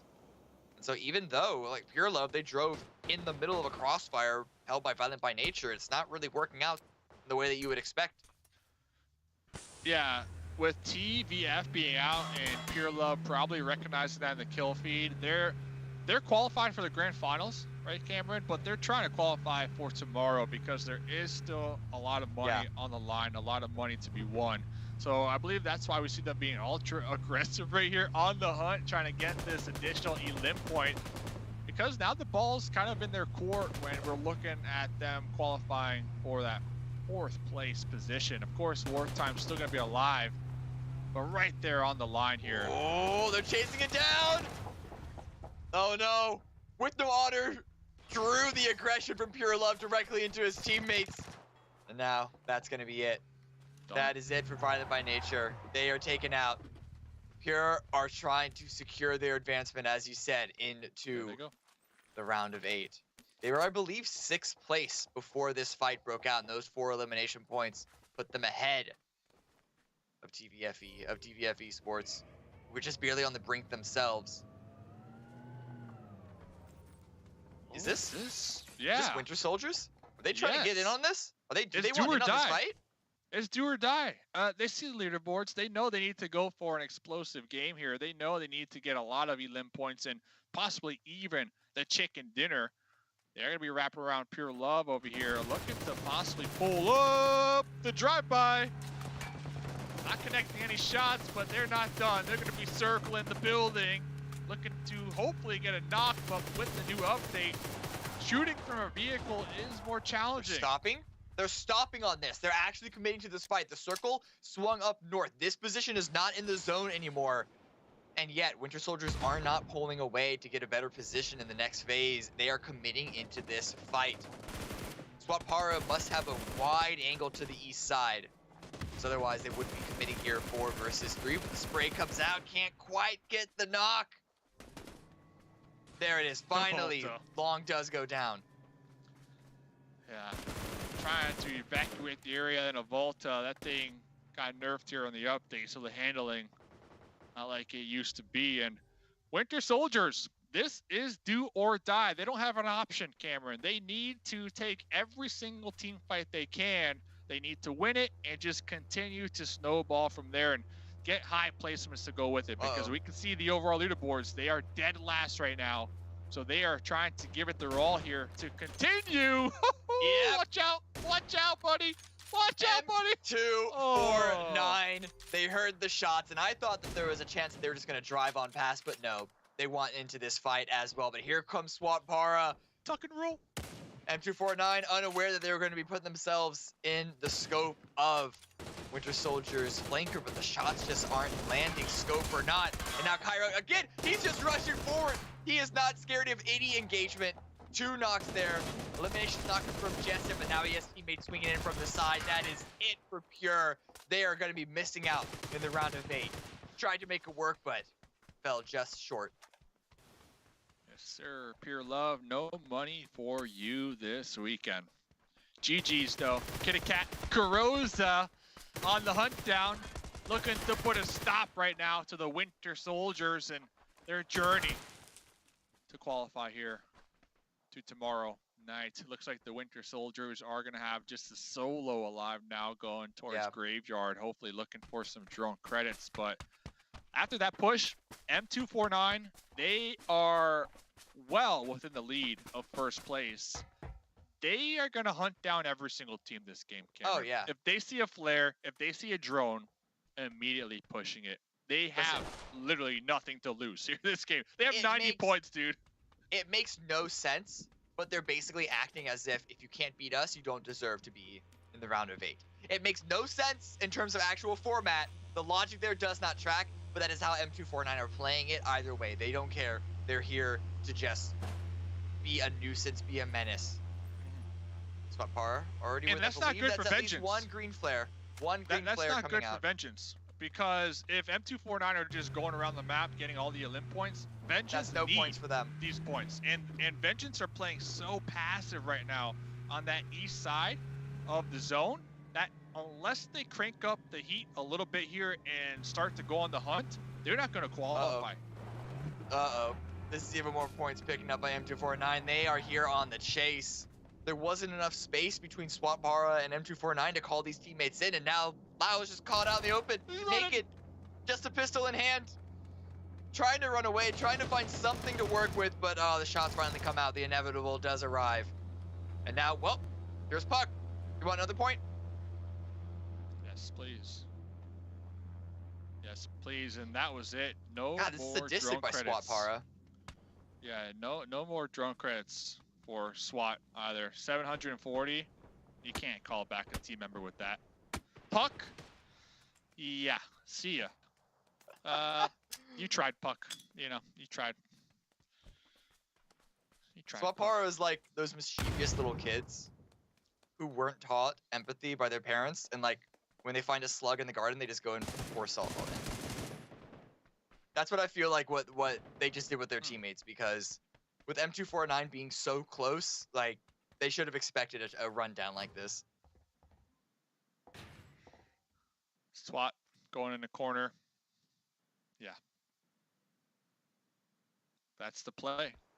That's the play. Hope that everybody else just eliminates themselves and you get a chicken dinner. Fingers crossed. Fingers crossed. Fingers crossed. So back to the main story here, Vengeance. Yeah. They are definitely seeing the kill feed. They are seeing the M249 names pop up time and time again. Vengeance currently in 7th place overall, with M249 just hunting down everybody. Vengeance needs to be proactive this game. They might get a point from SWAT here, but might get a free point here, yeah. Yeah, they can't afford to play slow here, Cameron. Yeah, maybe a little too slow. Not really able to find the kills. They played so aggressive the previous game. If they needed to do what they did the last game here, and that just didn't seem to be the call. Perhaps too scared, trying to play too safe, worried that by playing so aggressive, they would only shoot themselves in the foot. But by failing to shoot themselves in the foot, they aren't really shooting anyone else at all. So I think honestly, the door might actually be closed. They're going to have to come out with something amazing. They have to get the win. They have to get 10 kills, and no one else in 4th or 3rd place, or really 4th place, can get any more points of their own. And that team currently is, of course, Burn in Silence. Burn in Silence. They can't get any more points. While Vengeance also gets a bunch of points. So like you see why there's a lot of stuff going on. And ultimately I'm agreeing with you here, Dave. Vengeance need to start to actually make this work. The circle shifts far northwest. SWAT called in another teammate. Was able to get enough credits here. And that's Graveyard for you, man. Graveyard is just packed, and I believe now that SWAT went all the way outside of the next play zone, right there hugging the blue. Their team member should be able to safely land this time around. Problem is, how much time will they have to loot up? How much gear is here in this area? There's going to be very few tools Escalona to work with here. Baby. That's what they were waiting on. I was Vengeance. wondering why Vengeance was taking so long to rotate, taking so long to push into the circle, and it's because they wanted to get as much gear as possible. They're going to be rolling up like the Expendables here, going for the fight, taking Follow the drone. taking land. Yeah, follow the drone, figure out where your enemies are, lead them to victory, lead them to points, or maybe lead them to bullets. But no, Cry takes a lot of damage, falls away. Mercy with the immediate grenades out. Shots coming in, multiple knocks already. This is looking good for Vengeance. Is it too late? We're gonna have to find out, because at least in this engagement, they are taking out Burning in Silence, and this is great because this is the team that they need to overtake. If they can take them out and then continue to work this game and get the win. But no, Cry, they're not checking the corner. Cry gets one, but can't get any more than that. Just get the revive, and Vengeance, we are back in. We are back on the horse here, baby. Yes, we are. Crown with the MG3 and then 2 other squad mates with Grozas. They're ready. They are ready to go on the hunt down. The thing is, they still need a decent amount of points here, Cameron. Ooh. Shots coming here from Wartime. They haven't had to move from the previous circle. They have a nice little spread with King A swinging off to the side. But SWAT Para trying to deal some damage, trying to be the initiator here. Escalona still not exactly sure if they were able to find up a lot of gear, but this is a good crossfire angle they have from the hills. But the damage just really isn't landing. Actually, Vengeance, they only need a chicken dinner and 1 more elim point. And they'll be tied with BIS. I know I say only. But in the scope of things, that's definitely doable. I think they need a few more kills. But there's a lot more kills left to be had. They're in the circle though. They don't want, again, you can just feel the pressure. They haven't moved from their position once they took over Burn in Silence. M249, they have moved further on in. Not exactly sure where that knock came from, but as you can see, they have the cover. So no confirmation of the elimination is going to be there. And the circle shifts their direction. This is good for them, but it is also good for Vengeance because they're just going to be driving directly into this position. Do they have the information on M249 spot though? That's the big question. They might have been the one to get the knock, so if they were, they definitely have the intel. And the thorn in the side of Vengeance is 1000% going to be M249. This is the deciding factor. They need to win this fight to move to tomorrow's lobby. It looks like they're going to be right underneath M249, the compound. So M249 can kind of play that guardian role for them and protect their compound from any further pushes, but you're not going to be able to rack up elim points with that. M249 need to move into the area. And if M249 try and drive out into the other angle, there's a possibility they could be able to spray them down either way. So I don't mind this decision. They're not just trying to drive in brainlessly, mindlessly, blindly, but a lot of damage coming in onto Horror. He's able to find some information, but it was a bit risky of a call there. Not too much damage though. And they're keeping M249 pinned in. The big problem here though is that the longer it takes for them to take this fight with M249, who knows what happens with the other 2 teams still in on this. M249, they're so good at just recognizing the terrain and always being that team that is with the high ground advantage. Oh no! That's been the name of the game all night long for M249. That's 1 less point for Vengeance. Sleep continuing to just be a nightmare for the other teams in the lobby. Drome trying to make it worth the bolt action. A lot of bolts here in play for Vengeance, but the shots just aren't landing. At least they're able to deal some damage to SWAT Para. Maybe they can find a hole. Maybe find a window into that shack. Get in a vehicle, but also run it over. Wartime from the north. You can't forget about them. Ooh, Horror on a kitty cat. Gonna be a knock, not to confirm, but it is gonna be taking away the helmet. That utility. Sleep, look at Sleep. Sleep's looking for a push here. Swinging around the side. Vengeance, you have to be aware of this. You took this position trying to control M249, but that control just hasn't worked out. Sleep is making the opening for the retreat. The vehicle swinging down from the high ground, but they're in the blue. These are kills potentially available, and they're crashing on in. Crown gets 1. Kitty Cat, Cairo. are also at the ready, but drone goes down. There's going to be a trade. X-Spin and Worst Horror both in the kill feed. And they're able to confirm these eliminations at the very least. Can they also get sleep? They're making it work. They get more eliminations. They have 8, but is it enough? Huge right there. They needed to successfully defend that push against M249. And they did. They did. That's huge. Yeah, I thought they'd be taking at least a little bit more damage, but they're able to stabilize. They know that swap power is there, and they should know relatively where wartime is playing. And the circle, it doesn't swing onto their position exactly, but they do have an advantage compared to the other teams in on this. Crown spots one, spots King, lands a shot, doesn't get the knock. That's a destructible shack too, so they could have easily just got a vehicle and ran over SWAT. They are gonna get SWAT after all, but the Grozon, if they can get this chicken dinner, Cameron, this would put them up there. I'm pretty sure. It's looking likely.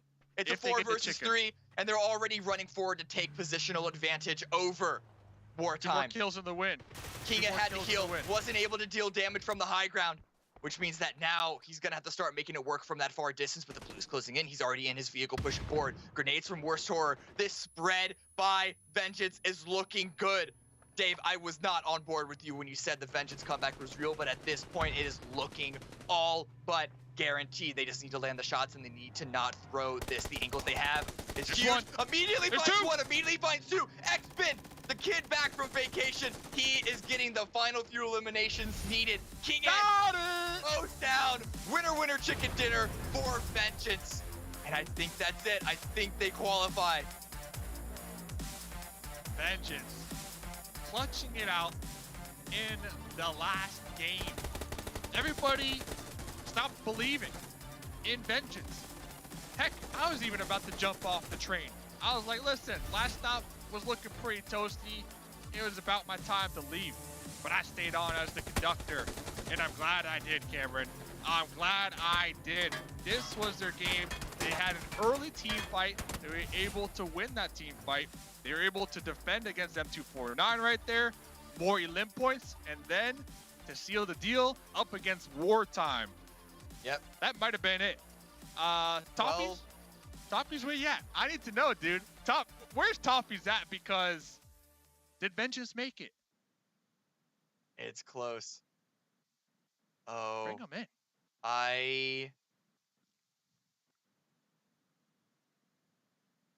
We're getting word from our producers. They're tallying in the math, and I think they might be just short. Vengeance might not have made it despite winning the game with 12 kills. Oh, man. I don't know. We got to run the numbers back multiple times. It is such a tight finish. Bring him in. Bring him in. Bring him in. We're not good at math. Bring him in. Toffees, tell me. Match him, please. Tell me what happened. We don't know. Didn't make it. I'll tell you what happened. I'll tell you what happened. Vengeance won. Things got crazy. But here's the reality. Do you remember what team? Hold on. Wait, before we show. Don't show it to me yet. Don't show it to me yet. Do you remember what team got 3 free points at the end of the last game? Oh no. BIS. You're lying, dude. Oh, you're lying. No, let's look at the board, baby. Let's look at the board. Show it to me. Show me those numbers. Boom! 46 to 44. BIS advances. Wartime, violent by nature, and Vengeance. Slow start, your own fault. Not blaming M249 for this, to be clear. But those 3 points made a pretty big difference. Oh my gosh, Matt. It comes down to this, and I know people could be like, oh, well, if M249 didn't do this, well, hey, guys, if Vengeance was the second to last team there and M249 pushed them, then they would have won in Burn in Silence. You can play if, woulda, coulda all freaking day. Comes down to this. Vengeance just didn't perform in those first couple of games. And they did make a comeback, but even then, they didn't get active until too late. Yeah. Okay, go ahead. Hit me. Yeah, what you got? Listen, the comeback was cut short, and there's a lot of that the M249 almost throw, giving Burn and Silence those 3 points. Yes, those are very key factors. Everyone's going to be focusing in on them, but you cannot get what was it, 9 points in 4 games and expect to qualify in top 4. That's ultimately the way that it went. They got Zeds on 2. That's really the big issue here. But I will say this. It seemed to me, we've got a returning player. The roster reshuffled a little bit. The first game, they used their old style of play where they hot dropped, they went for the war, they got wiped and knocked out very, very early. That said, the next 2 games they played passive and it didn't go well. And then when they came back to aggro gaming, they did really well, Dave. Yeah, they definitely started to kind of come back to their form that everybody was used to seeing from Vengeance from last week. Yes, they didn't have Spicy, the #1 ranked player in all of NA for FPP, but the last 2 games definitely showed that they have the synergy and the skills necessary to qualify. Unfortunate for them, they didn't qualify, but fortunate for them, there's still going to be opportunities next week. So if they can just take what they learned today, avoid the early kind of clusters, messy rotations, and that passive play, and just go straight in, out the gate hot like they did in the last 2 games, easily qualifying. Easily qualifying. Ben told us in the interview he's bad at short range, but his mid range is a specialty. And you saw that double popper at the end of that game when he was just out of control. So live on that. They can play when they want to. Let's see it go forward. I just hope that they don't sit back, or anybody, and goes, well, it's because of those 3 points. Because excuses are like diapers, right? They stink and only babies use them. So come back tomorrow, be stronger, or not tomorrow. Come back next week and get your qualification. Guys, I have good news and bad news. The bad news is that we have not finished the other groups yet, so we can't tell you who the final 8 is going to be for tomorrow. The good news is it's going to be an awesome surprise, and it means that you get to stop looking at these mugs a little bit sooner here tonight, because we don't have much left other than to remind you to go out and sign up for next week, because we've got 2 more qualifiers, and you have a chance to get in the game and make some big money, as well as represent yourself and meet more players just like you. It's going to be awesome. Before we sign off, though, I want to get your final thoughts. You know I love them, and I want to know your thoughts as we get ready for the big game tomorrow, because it's a final round. Only 8 teams, and the top 3 get a bid to the grand final for $200,000 in prizes. So, final thoughts, Cameron? Kick us off. God, just Vengeance, despite not qualifying, they looked so good on those final 2 games. Part of me just really wants to find a time machine, so just skip to next week to see if they can't repeat the performance in those 2 games specifically, because they looked, dare I say, better than M249. Yeah. I'll bet they wish they had a time machine to go back to those 2 games earlier today. No? That's a hot take, Cammy. That's a hot take, Cammy. Right. Mustache, what do you got? You don't like the take? I want to hear yours. Dude, I'm a Vengeance fanboy, but M249 fan club holding it down. That's all we got to say. Holding it down. What, they had 95 points? Nobody was even close to that here in this lobby. So tomorrow, let's hope they can continue on with the momentum and get this cash money, son. Yeah, I mean, that last fight was, they wiped M249, but that felt more of a David versus Goliath than sort of a Goliath versus Goliath scenario. So we'll see next week. Matt, final thoughts. Okay, I know everybody's going to be talking about Vengeance and how that came down to just a couple of points. But again, we've talked about you can't place off of that. Instead, we should be looking at the accolades for the 4 that did also qualify, because they had very consistent performances. Burn and Silence had themselves a phenomenal run through this one and was very, very consistent. M249, Dave was just talking about them. They feel unstoppable at this time. Newcomers coming out of this one. Wartime, phenomenal showing as well. So, Vengeance, you still have an opportunity in next week, yes, but lean into what got you here. Take those early fights. Come in with confidence and play a little bit less passive. Trust in yourself. You can do it. And take nothing away from Burn and Silence. They have been playing very well. We've been following them since yesterday. And this was the group of death. This was a insanely difficult group in a lot of ways. Maybe even harder, perhaps, than what they're going to see tomorrow because of the way that 3 advanced. So we will find out. Yeah. It's a lot to happen tomorrow. It's going to be very, very exciting. 2 of the teams that are making it already have asterisks on their names. So that does mean that there's even more options for teams to punch their ticket to the grand final. It has been an amazing Saturday night. We love you for hanging out with us. We really, really appreciate it. On behalf of myself, Matchroom, Mustache, Dave, Cameron, the entire production team, and everyone at KRAFTON, thank you so much for spending your evening with us. Be back for the same time and the same place here tomorrow for the round of 8. And until we see you then, play more New State.